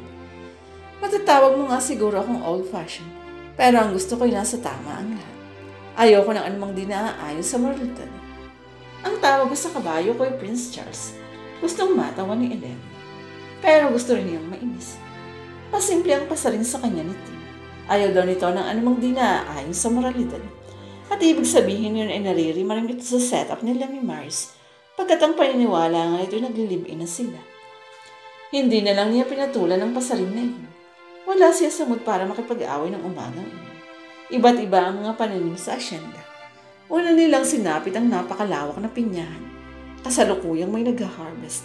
Nang mapalingon ang mga trabahador at matanaw ang binatay, lalong nagsibilis ang mga kilos. Saan dinadala yan? Alin? Tanong din ng binata. Yung mga inaaning pinya. Yung magaganda iniluluwas sa Maynila for local consumption. Sabi nito. Yung medyo mga pangit, idinedilata, pang-export. Parang baligtad yata, sabi ni Elena. Kung alin pang pangit siyang pang-export. Nakadilata na naman katwera nito. Saka yun dapat ang maging attitude ng ibang manufacturer. Yung primera klase dapat ay para sa mga local consumers, yung pangit sa ibang bansa. Parang hindi ganun sa pagkakaalam ko. Hindi nga ganun ang kalakaran. Pag-amin ito. Ako lang nagpa-practice ng ganung system at sana yun ang gayahin ng mga kababayan natin. Bakit mo ibibigay sa ibang nasyon yung mga masarap na putahe kumbaga? Pagkatapos ang matitira rito yung mga second class, parang mali diba? Kung alin pa ang mga kababayan, may siya mo pang binibigyan ng mga produktong second class. Para sa akin, yun ay isang malalang sintomas ng pamamanginoon ng mga Pilipino sa mga dayuhan. Parang may punta si Tim, pag-amin ng dalaga sa kanyang isip. Pero hindi na yung sinabi. Ayaw niyang bigyan ito ng kasiyahan na pabor siya sa prinsipyo nito. Tuloy ang mabagal na pag-ulas na ng kanilang kabayo. Nagtatanggal ng mga sombrero ang mga trabahador kapag nagdaraan sila sa tabi ng mga ito. Bahagyang nagyuyuko ng mga ulo kasabay ang mga kiming ngiti. Alam ni Elena, isa yung forma ng pagbati na may kasamang paggalang. Patuloy si Tim. Tingnan mo na lang ang kaso ng patakaran ng Amerika. Sa tingin ko, ang kanilang gobyerno ang pinakatuso sa buong mundo. Sila ang nagmamaneobra ng mga gera, ng mga kaguluhan, ng mga kudeta sa iba't ibang bansa. For personal reason, at iyon ay para isulong ang kanilang interes. My point there is, hindi bali ng mapahamak. Magkagulo ang ibang bansa, huwag lang ang bansa nila. Demonyo sila sa tingin ng marami, and yet they are the best government in the world. Look ha, patuloy pa nito. Mga dilatang expired na, mga chocolate na lipas na, kung ano-ano pang mga produktong pantapon nilang sa kanila. Pero dinadala pa nila rito para ibenta. Katwiran nila din na baling masira ang tiyan ng mga Pilipino. Hindi bali ng ibang lahi ang malasan, huwag lang sila. Ganoon sila katuso. And in my own little way, kahit na nga alam kong nag-iisa lang siguro ako sa palabang ito, ay gusto ko silang gantihan. Yung mga first class na harvest dito sa hacienda namin ay para sa local consumption. At yung mga second class harvest para sa mga tinamaan ng mga foreigner na iyan. Idealista, palaban, iyon kaagad ang mga terminong naisip ni Elena hinggil sa binata. May isa ring parte ng hacienda ng malawak na niyugan. Sa ilalim ng mga punong niyug ay mga puno ng kape, mga pansalit na produkto gaya ng mani. Sa isa pang panig ng ang manggahan, may mga trabahador na nakamas habang nag-i-spray ng pamatay kulisa at mga gamot ng pabulaklak. Sa ibang bahagi may nag-aani naman ng mga bungang pwede nang pahinugin. Iba-iba pala ang tanim niyo rito, nasabi niya. Dapat lang, panapanahon ng pangumunga ng bawat halaman at di dapat mawala ng ani dito sa hacienda para di rin mawala ng income, sabi nito. Marami rin kami pinasusweldong tauhan. Pabalik na sila nang mangyari iyon. Biglang naglulundag si Diana, parang may kinatakutan. Napatili si Elena pero hanggang hindi agad siya nakabitiw sa rinda ng kabay. Sigaw niya. Kumapit kang mabuti. Sigaw naman ang nabigla ring si Tim. Sa kanila nakita ang isang malaking ahas na gumapang na palayo. Ngunit ang kabayo di pa rin tumitigil sa pagwawala. Muli itong lumundag at sa pagkakataong iyon ay nakabitiw si Elena sa renda. Tiyempo namang nakalundag na rin si Tim mula sa kabayo nito. Nasunggaban niya sa bewang sa air si Elena. Nasa ibabaw ng binata si Elena nang bumagsak sila sa malaking tumpok ng mga tinabas na damo at baging. Piping-pipi ang katawan ng dalaga sa dibdib ni Tim. Nagkatitigan sila. Kahit nasa dibdib pa rin ni Elena, ang nervyos ay iwan kung bakit gising naman ang kanyang diwa sa naging posisyon nila ng binata. Nasa ibabaw siya nito. Ang kanyang dalawang hitay napapagitnaan ng nakabukakang mga paa ni Tim at sa kanyang harap, nadamang-dama niya ang wari buhay na pagkalalaki ng binata. Nakmana siyang kakalas sa yakap nito nang bigla siyang yakapin ito ng mahigpit. Mabilis na nakabig siya sa batok at nailapat ang bibig niya sa labi nito. Hindi agad siya nakareak. Maya-may napapitit siya ng ilang sandali. Nang makabawi siya sa huwisyo'y na itulak niya ito. Bigla siyang tumayo. Tumayo na rin si Tim at matamis ang ngiti nito. Sabi ito. Sana maulit muli. Iningusan niya ito. Natawa ang binata. Sino ang mas masarap humalik? Si Marius o ako? Makikita mo. Banta niya. Isusumbong po ito kay Marius. Hindi ito na bahala. Hindi ka niya paniniwalaan. Pawalang bahalang sabi ito. Kilala ko ng pamangkin ko. Hindi ako mahilig sa mga cheap na babae. Nagpanting ang tenga ni Elena. Gusto niyang sampalin si Tim, pero natatakot naman siyang baka gawan siya nito ng masigit pa roon. Siya ay nasa gitna ng proper nito. Walang ibang tao kundi ang tauhan itong siyempre pa'y mangingilag kung sino ang sasaklolo sa kanya. Nakangising sinundan ni Tim ang kabayo sa di kalayuan. Ngayon kalmantin ang dalawang kabayo. Nanginginain ang mga damo. Halika na, sabi sa kanya ni Tim. Uuwi na tayo. Muli tinulungan si Tim para masakay sa kabayo. Ngunit kayo na simpleng hinawakan lang siya nito sa kanyang bewang. Iba ngayon, medyo tumaas ang dakma nito. Nasakop ng hawak ang kalamnan sa ibaba ng kanyang dibdib. Sinadya, alam ng dalaga. Tinapunan ito ng matalim na. Isang umaga iyon, araw ng linggo, tinanghali ng gising si Elena. Sa pagdungaw niya sa bintana ng silid niya, ay eksaktong natanaw niyang may kausap na babae si Tim. Ewan kung bakit parang kinutuban siya. Maganda ang babae, mistisahin. Inistima ito ni Tim sa garden set. Isang batang lalaki na siguro'y maglilima o 4 na taong gulang ang waring walang pakialam na naglalaro sa damuhan. Sa tingin ni Elena ay parang umiiyak ang babae. Inaalo naman ito ni Tim. Hinahaplos-haplos sa braso. Parang may naramdamang kurot sa puso sa Elena. Nagsiselos ba siya? Hindi, tanggi niya sa sarili. Bakit siya magsiselos? Wala silang relasyon ni Tim. Saka wala naman siyang damdamin dito. Narito nga siya para lalo pa itong inisin. Para iparamdam dito na di nito kayang may noobrahin ang lahat ng tao. Iyon kasi ang isang sabi sa kanya ni Marius tungkol sa uncle nito. Nasanay daw si Tim na nasusunod lahat ng gusto. Sa pagkakataong ito, sa loob-loob ng dalaga, hindi mangyayari ang kagustuhan nitong mailayo siya kay Marius. Pahihirapan muna niya ito. Siya magiging tinik sa tadyang nito. Dumako sa tapat ng kanyang bintana ang bolang pinaglalaroan ng bata. Hinabol nito ang bola at siguro'y nakamalay ang bata. Tumingala ito sa bintanang kinaroroonan ni Elena. Di sinasadya'y napasing hapwari ang dalaga. Kamukha ni Tim ang bata. Ibig bang sabihin niyon ay nagambala siya ng mga kamatok mula sa pinto ng silid niya. Binuksan niya ang pinto. Si Tuding ang naro. Nakahanda na ang almusal niyo, ma'am. Ang sabi nito. Siguro'y binilinan ni Tim, nagisingin siya para pakainin ng almusal. Sige, susunod na ako, sabi niya. Magpapalit lang ako ng damit, pagkat pantulog pa ang suot niya. Ang makapagpalit ng damit ay palihim niyang sinilip ang minsan si Tim at ang kausap nitong babae. Wala na sa garden set ang dalawa. Ngayon naglalakad na patungo sa gitnang villa. Karga ni Tim ang batang lalaki. Muli may naramdaman siyang parang kurot sa kanyang puso. Hindi niya nakain ang almusal na inihanda ng mga katulong para sa kanya. Ayaw niyang aminin, pero parang nawalan siya ng ganang kumain dahil sa isiping anak siguro ni Tim ang batang lalaking iyon. Buwan na ng Mayo. Isang buwan na lang at matatapos na naman ang bakasyon. Hanggang ngayon ay di pa rin dumarating si Marius. Pinabayaan ka na ng nobyo mo.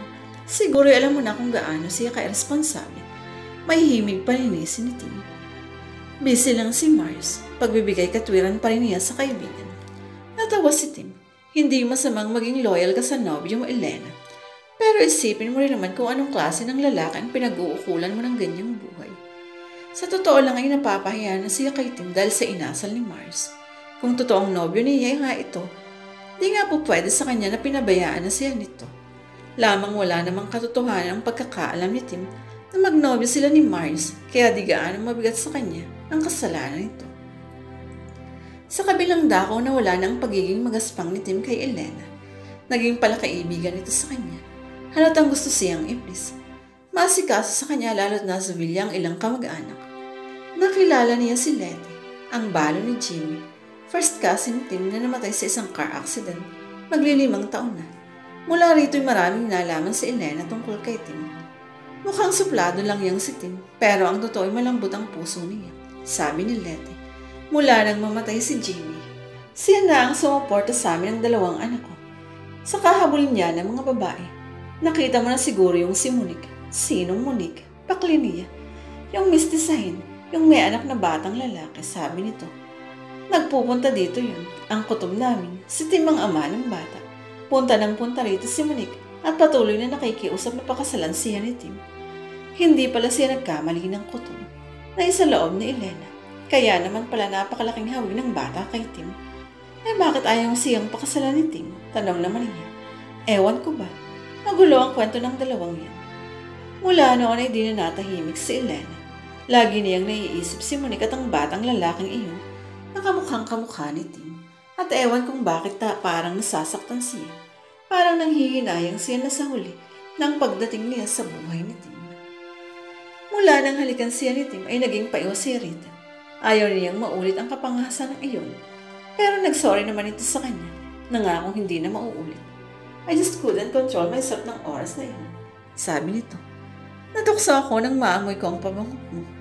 Nang ma-feel ko sa katawan ko ang lambot ng katawan mo. Siya na may matagal na binalisa ng lalaking katawan ni Tim mula noon. At ayaw sana niyang aminin sa sarili niya. Pero maya't maya niyang naiisip kapag nakahiga na siya matutulog na. Ang pakiramdam niya habang nasa ibabaw ni Tim. Nang hapon iyon ang mahulog sa kabayo. Minsan isinama naman siya ng binata sa front farm. Pagbalik nila nagdala sila ng naglalakihang mga sugpo. Pinagataan niya iyon sa cook na si Aling Marta. Sa Maynila din ba dinadala ang mga huli niyo ron? Yung iba pang export. Pero mas marami yung ibinabagsak namin sa mga 5-star hotel sa Manila. Paano? Anong paano? Saan isinasakay? Commercial cargo plane. Inaarkila namin. Isang gabi niyaya siya ni Tim. Lalabas daw sila. Saan naman tayo pupunta? Huwag mong minusin itong bayan namin. Ang sabi niya tatawa. Kung anong meron kayo sa Manila, meron din kami nun dito sa probinsya. Sa labas sila nag-dinner ng gabing iyon. Candlelight. Pagkatapos kumain ay umordered si Tim ng alak sa kupeta.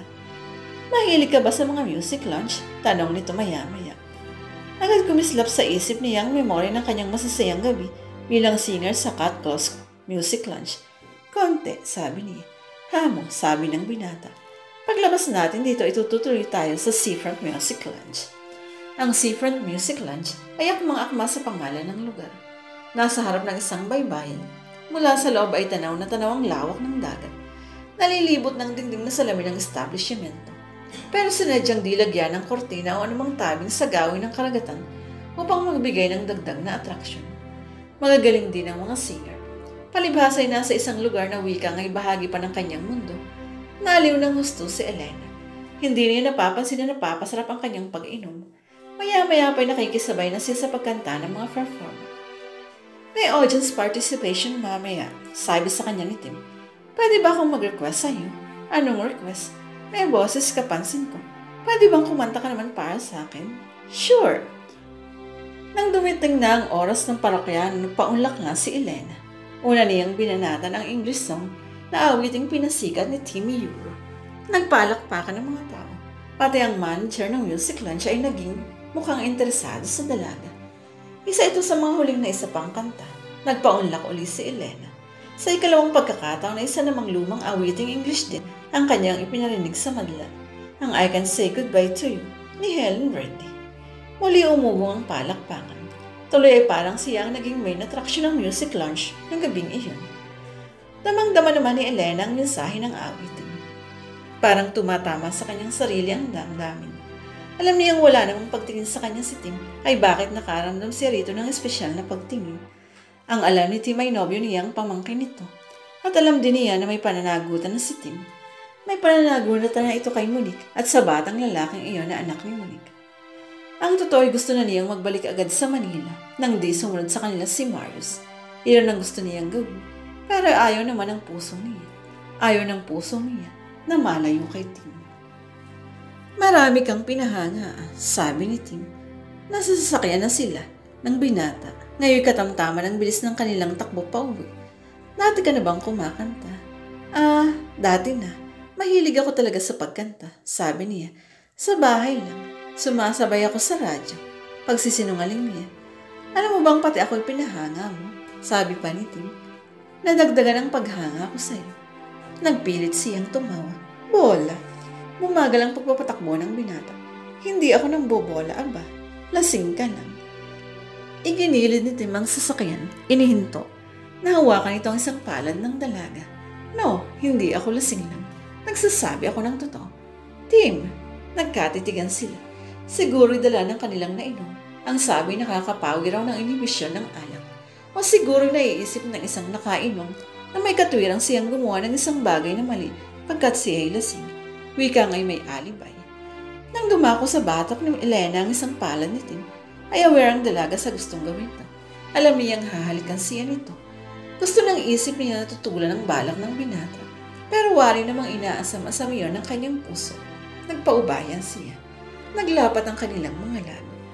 Masarap sa pandaman niya. Pag-amin ni Elena sa sarili. Pumikit siya. Habang nakapikit ay parang uminog ang mundo. Marahang umikot at iduluyan siya. Sanay ang labi ni Tim. Sanay humalik. Sanay sa pagising ng damdamin. Pati dila. Anong pakiramdam iyon? Hindi niya maipaliwanag. Lalo na nang umilalim sa kanyang blouse ang mainit na palad ng binata. Pinagapang napaitaas at tinama ang lokong ng palad ang kalamnang natatakpan ng cup ng bra. Humigpit ang yakap niya sa leeg nito. Maya-may bumaba ang labi ni Tim. Dumako sa dibdib niya. Nagya itong nag-angat ng katawan. Mandi upang bigyang daan ng maluwag na pagtanggal ng butones ng kanyang blouse. Nalantad ang maputi niyang dibdib. Hinila na paitas ang kanyang bra. At ang kanina'y sinusuyo ng palad ay nilagom ng bibig. Ibig sakmalin, ngunit di ganap na maangkin. Nilaro ng dila ang puyo. Napaliyad si Elena. Tim, salamat na lamang at natauhan siyang bigla. Nang hawakan ito mga isang kamay niya at dinala sa kandungan nito. Kahit may damit, ay naramdaman ng kanyang palad ang kahandaan nito. Bahagya niyang naitulak ito. Tim, bakit bakit mo ako ginaganito? Naitanong niya. Pandalas na imritones ang nakabukang blusa. Matagal bago nakasagot ang binata. I'm sorry. Pinausan na uli nito ang sasakyan. Nakarating sila sa villa ng walang imikan. Kahit nahihilo pa sa epekto ng nainom na alak, ay napaiyak si Elena. Maghahating gabi nakarinig siya ng mararahang katok. Di pa rin kasi siya nakakatulog. Pandalas siyang nagpahid ng luha bago tinungo ang pintuan at binuksan. Si Tim, ano ang kailangan mo? Papasukin mo ako, sabi nito. Mag-usap tayo. Nagmaskara siya ng galit. Ano pa ang dapat nating pag-usapan? Marami, please. Hindi niya ito inanyayahang pumasok, pero inimbitahan ito ng kilos niya. Nilinisan niya ang pintuan, pero di niya iyon isinarado. Naupo siya sa gilid ng kama. Pumasok si Tim. Marahan itong isinara ang pinto. Pagkuha hinila ang isang silyang nasa harap ng night table ng dalaga. Naupo ito roon. Tungkol dun sa nangyari sa atin, sabi nito. Gusto kong malaman mo hindi pagsasamantala lang iyon. Sa panig mo. I like what I did, and I guess I love you. Gustong makaramdam ni Elena ng kasiyahan sa narinig, pero pinigil din niya ang emosyon na damhin ang sayang dulot ng pahayag ng binata. I guess, sa palagay ko, sa wikang Tagalog, hindi tiyak ibig sabihin. At gusto mong paniwalaan kita, supla niya. Ganun ba, Tim? Gusto mong paniwalaan kita? Yan ang totoo. Hindi siya nagsalita. Natiling nakatitig siya sa mukha nito. Ibig niya ngarukin ang tunay nitong motibo. Naisip niyang baka ito isang bahagi ng plano nito para tapusin ang relasyon nila ni Marius. Baka ito isang paraan din ni Tim para madispatcha siya. Kalasan mo si Marius, dagdag pa nito. He's nothing but an irresponsible child. Hindi ka liligaya sa kanya. Pakiramdam ni Elena ay gumuguho na naman ang kanyang disposisyon at kailangan niyang dumipensa. Anong klaseng tao ka, Tim? Alam mong nobyo ko ang pamangkin mo, bakit inaahas mo siya? Hindi ka liligaya sa kanya. Paano ka nakasisiguro? Walang iniisip si Marius kundi ang paglalagalag. Meron lang siyang pangarap na ibig sundan. Katwiran niya. Umalis ka na. Lumabas ka na sa silid na ito. Dahan-dahang tumayo si Tim, pero hindi agad ito lumabas ng silid. Nanatili itong nakatayo lang noon, nakatingin sa mukha ng dalaga. Hindi ako maaaring magkamali, Elena, sabi nito. May damdamin ka rin sa akin. Damang-dama ko yon ang halikan kita. Hindi lang kanina. Maging nang una kitang mahalikan, dama kong may damdamin ka rin sa akin. Hindi ka pwedeng makapagsinungaling sa akin. Nadama nito sa labi niya. Alam ni Elena. Umalis ka na. Gusto ko nang magkapahinga. Napahinga ito ng malalim. Pagkuway, walang imik na lumabas na ng silid. Desidido siyang labanan ng damdamin na darama para kay Tim. Pero habang nagtatagal siya rito'y lumalago ang damdamin iyon. Hindi niya mapigil. Bandang huli naisip niyang siguro may mas mabuti pang ipagtapat na lang niya kay Tim ang totoo.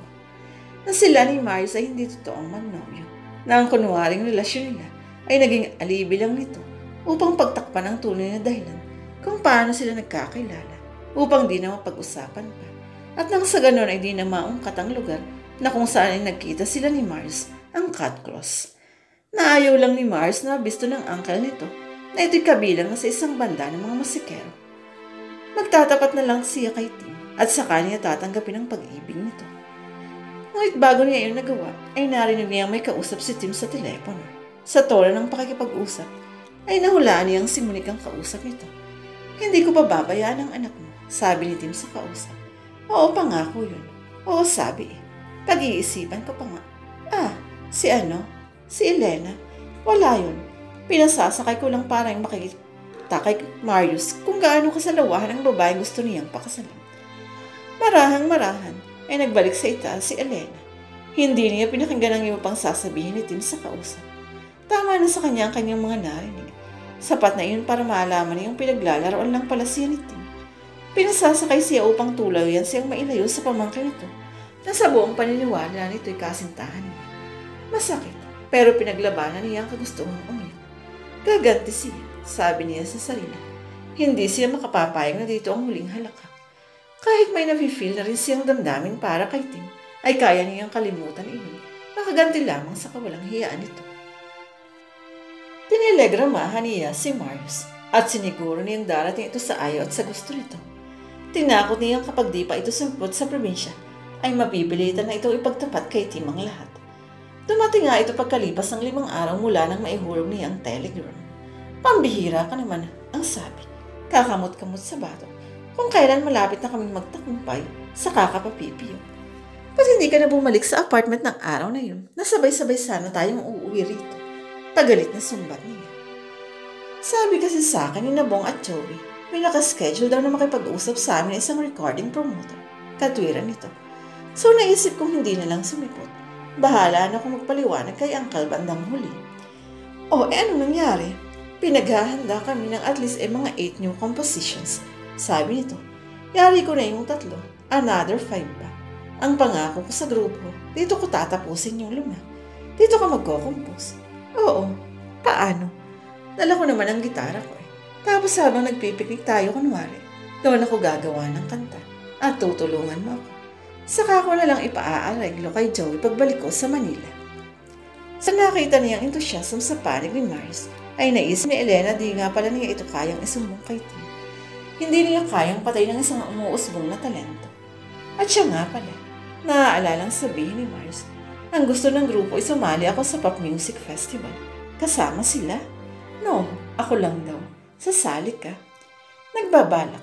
Yun na lang kasi ang alam kong paraan sakaling manalo ako.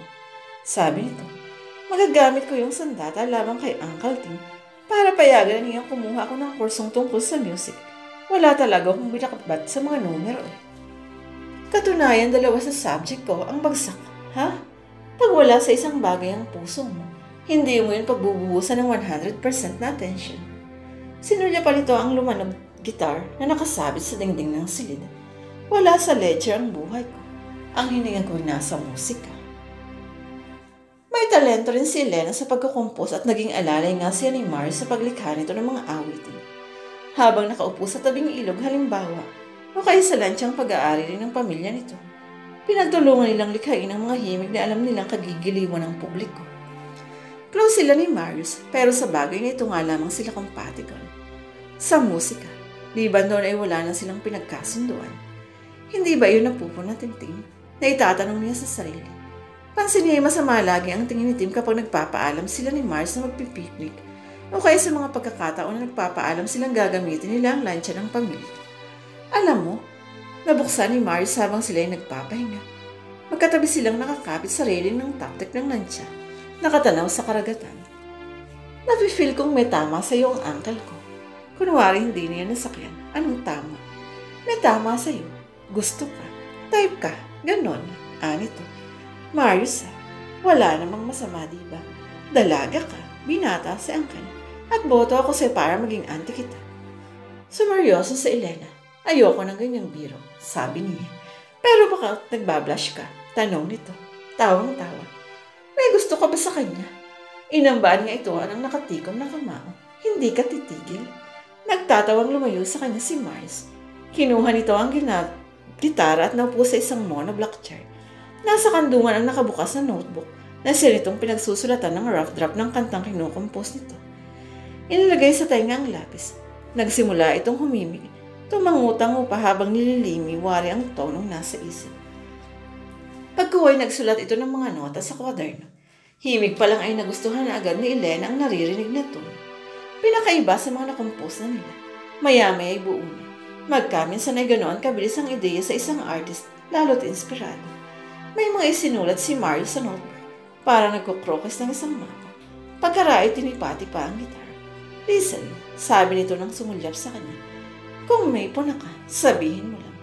Tipa-tipa, kala-kalabit para sa intro. Sa pagpasok ng musika ay sinabayanin yun ni Marius ng himig na may tono. Natapos sa ganun. Okay sabi ni Elena. Original ang tono. Binitiwan ni Marius ang gitara. Naging konsentrado naman sa hawak ng lapis at notebook. Unti-unti nilalagyan ito ng liriko ang musika. Sa saliw ng gitara ay kinantayo ni Marius at di mapigilan ni Elena ang pumalakpak. Wow, ang Ang galing, yan ang isali mo sa festival. Para namang natotorture si Tim habang nakikita niya kung gaano ka-close sa isa't isa, sina Marius at Elena. Ginangat-ngat siya ng selos. Sa dinami-dami ng babaeng nagdaan sa buhay niya, bakit kay Elena pa niya naramdaman ang ganon ka-intense na damdamin? Marami na rin nga siyang nakarelasyong babae, ngunit ni isa'y walang umabala sa isip niya ng ganoon katindi. Si Elena pa lamang. Si Elena pa lamang na nobya ng kanyang sariling pamangkin. Noong una'y sinasabi niyang ayaw niya sa tipo ng babaeng kagaya ni Elena. Liberated, masyadong sosyal, parang nag-aanyaya ng tukso kong manamit. Nang umagang iyon na nahulog ito sa kabayo, di niya napaglaban ang sarili na yakapin ito at halikan sapagkat nakita niyang namimintulog ang dibdib nito sa ilalim ng uka sa leeg ng suot na blusa. At ang isa pang bagay na nakakatokso kay Elena ay ang labi nito. May katamtamang luwang, bahagyang malaman ng lower lip na parang laging basa. Animoy nag-aanyaya ng kapwa labi. Naging siyang nagulat sa kanyang sarili. Marami ng labi siyang natikman, ngunit pakiwari ni labi ni Elena ang pinakamalambot at pinakamatamis. My God, naibulong niya sa sarili. Inlaba ko sa girlfriend ng pamangkin ko. Inakala niya noon na mukhang pera si Elena, ngunit tanggihan nito ang 3 milyong piso na iniaalok niya para nagbago ang pagtingin niya rito. Sa kabila niyon ay pilit pa rin niyang pinaglalabanan ng damdamin iyon. Isinasaksak pa rin niya sa kanyang utak na tanggihan si Elena na ang 3 milyon sapagkat alam nitong maliit na halaga lamang iyon kung ikukumpara sa limpak-limpak na kayamanang mapapa sa kamay ni Marius. Napagod na siya sa pag-iisip ng paraan kung paano mailalayo ito sa kanyang pamangkin at saka iisip niya ng mga paraan para mapaglayo ang daloy. Siya naman ang napalapit dito. Ano ang kanyang gagawin? Gusto niyang ilayo ito sa pamangkin niya at pagkatapos ay sasaluhin naman niya. Hindi ba nakakahiya? Hanggang marinig niya nagkukwento si Elena kay Nana Ason, isa sa mga matanda ng katulong sa bilib. Patungo saan siya noon sa kusina, pero napaudod siya ng lapit nang maulinigan ang boses ng dalaga. May pagtatapat ho sana ako sa inyo, Nana Ason, sabi ni Elena. Ano yun? Kami ho ni Marius, Nana Ason, sabi ng dalaga.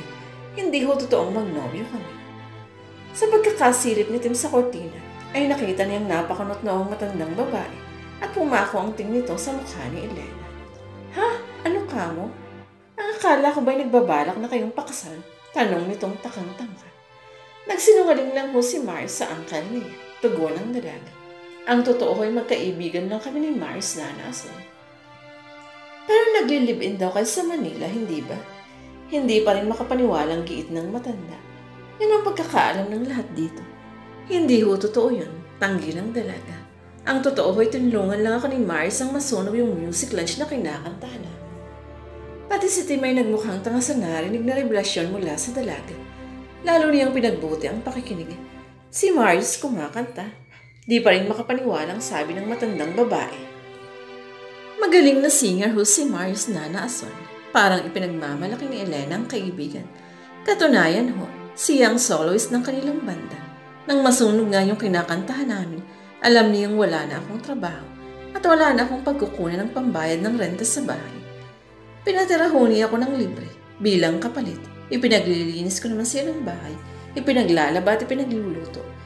Kung titingnan nga ho ay parang nga kaming mag-asawa, pero hindi ho kami nagsisiping sa pagtulog, Nana Ason. Tigisa ho kami ng kwarto dun sa apartment niya sa Manila. Napatangu-tango ang matanda, tanda ng pagkakaunawa.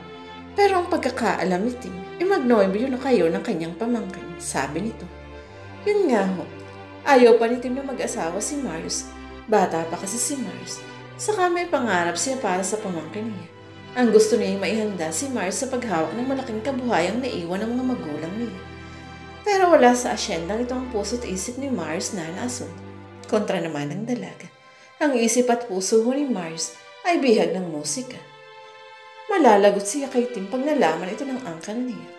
Yun na nga ho eh, kaya naisipan niyang magsinungaling at pati ako isinangkot niya sa kasinungalingan niya. Diyos ko, Nana Ason, kahit ho ganito ako'y walang-wala sa loob ko ang makakipaglibin. Hindi na hinintay ni Tim ang matapos ang pag-uusap ng dalawang babae.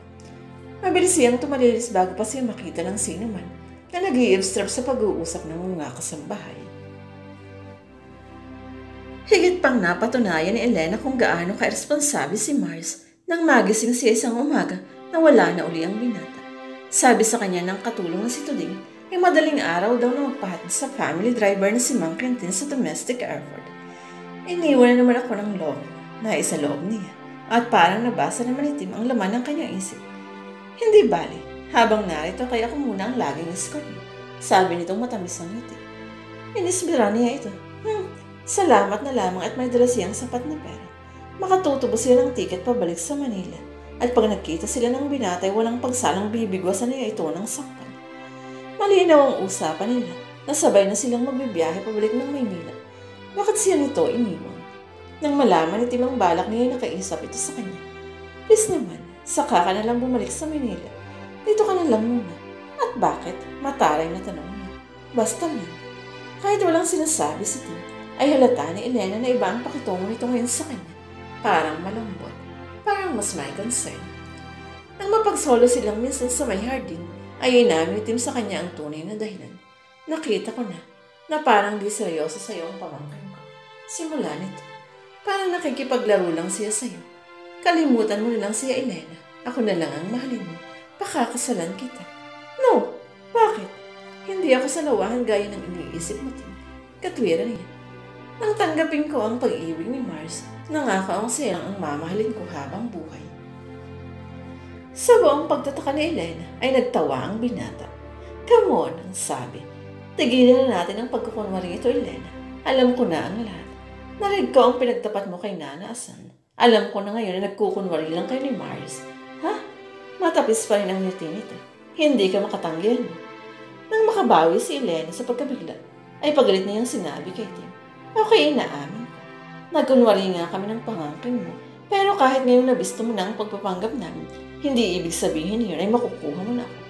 Natigilan si Tim. Hindi kita gusto, sabi ng dalaga. Hindi ang tipo mong lalaking gugustuhin kong maging asawa. Ayos sana niyang sabihin niyon sa binata. Ngunit yun lamang ang paraan para naman makaganti siya sa napakaraming pananakit nito sa kanyang pride. Una'y tinangkas siya nitong bilhin. Pinag-isipan siya ng masama. Mababang uri ang tingin sa kanya. Marami siyang sama ng loob kay Tim na nang maipon ay lumikha sa loob ng kanyang dibdib ng isang munting bulkan na handang sumabog anumang oras. Gusto niyang makaganti rito. Gusto niyang saktanin ang damdamin nito. Sa kabila ng katotohanan, mahal din niya ito. Alam ko, ani Tim, marami akong naging pagkakamali sa iyo. Pinagsisisihan ko na ang ngayon. Patawarin mo na ako. Hindi na siya nagsalita. Tinalikuran niya ang binata. Kinabukasan ay nagpunta siya sa opisina ng PAN, malapit sa paliparan. Tumubos siya ng tiket para makabalik na siya ng Manila. Pero nalaman niya na hindi araw-araw ang biyahe ng PAN mula sa San Bartolome hanggang Manila. 2 beses lang daw isang linggo. At ibig sabihin ay kailangan pa niyang maghintay ng 4 na araw. Hindi bale. So, desidido ka na palang umalis. Sabi sa kanya nito nang malamang tumubos na siya ng airplane ticket. Wala nang dahilan para manatili pa ako rito. Malamig na sagot niya. Hindi ba ako sapat na dahilan? Nananansyang tanong uli ng binata. Sumulyap siya sa mukha nito. Titig na titigit sa kanya. Ang damdamin ay makikita sa mga mata. Nag-iiwas siya ng tingin.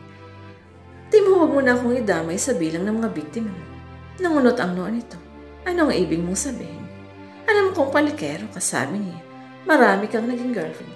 Sinong nagsabi? Si Letty. Huwag kang maniwala kay Letty. Nagbibiro lang yun.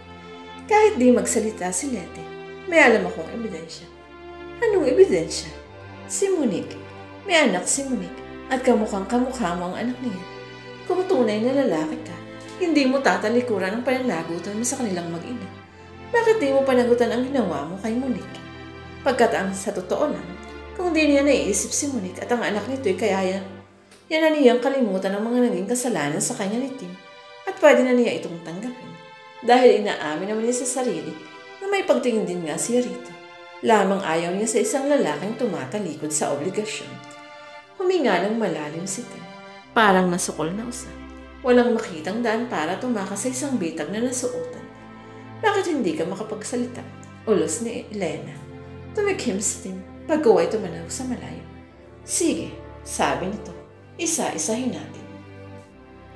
Magtapatan tayo, Elena. Now, unahin muna natin ang mga pansarili nating damdamin. Inaamin kong nang una kitang makita ay mainit agad ang dugo ko sa'yo. Pagtatapat nito, parang nangungumpisay.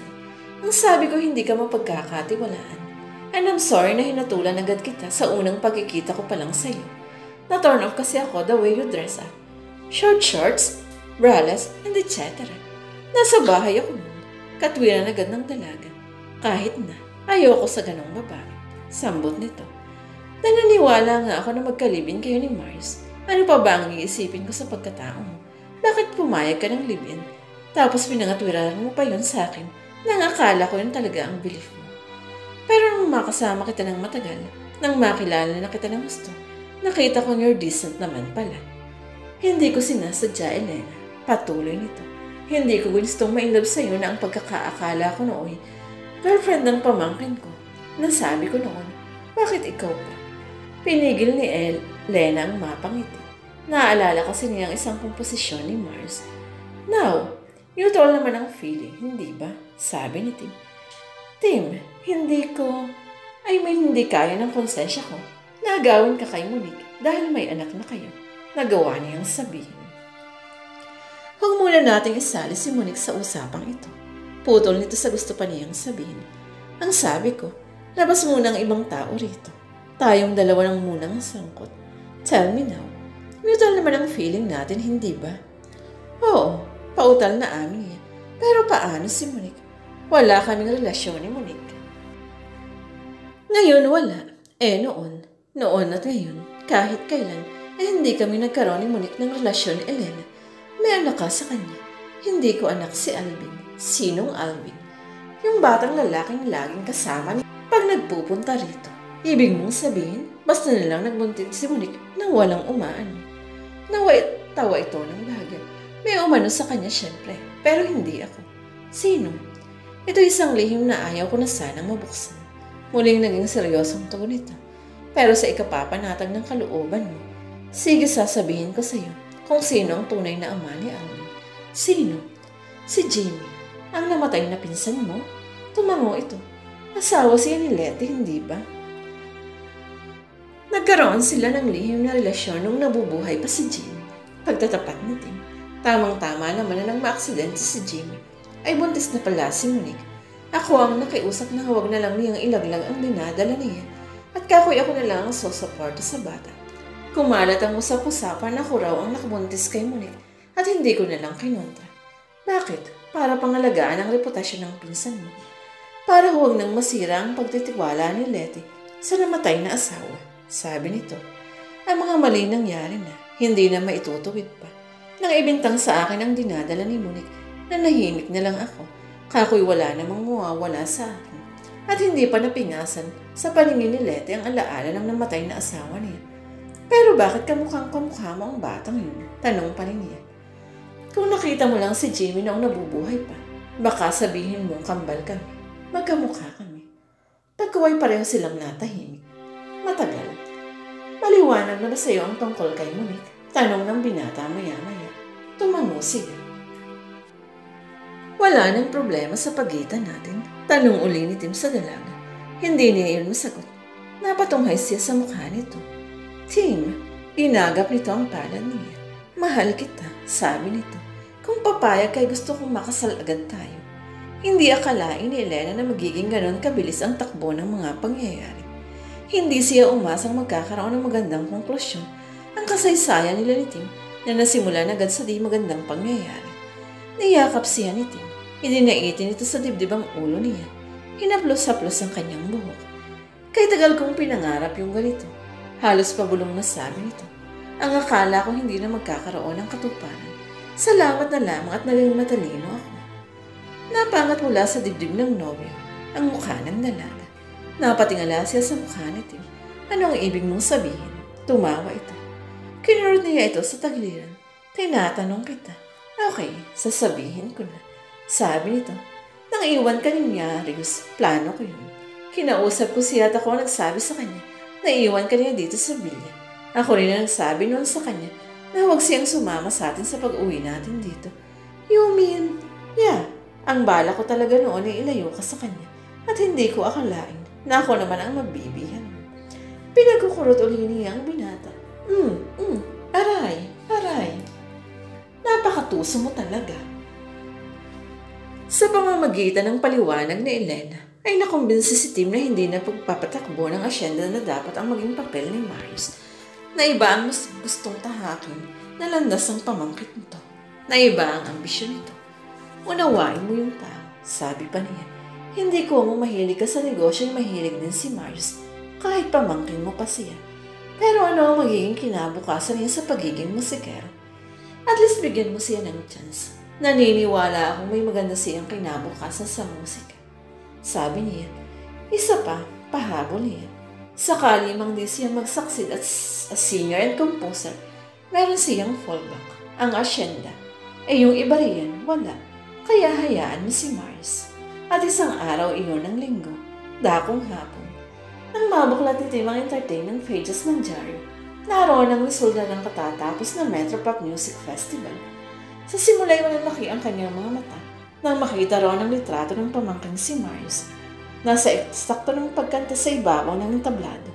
Sa baba ng litrato ni Marius ay may ganitong caption.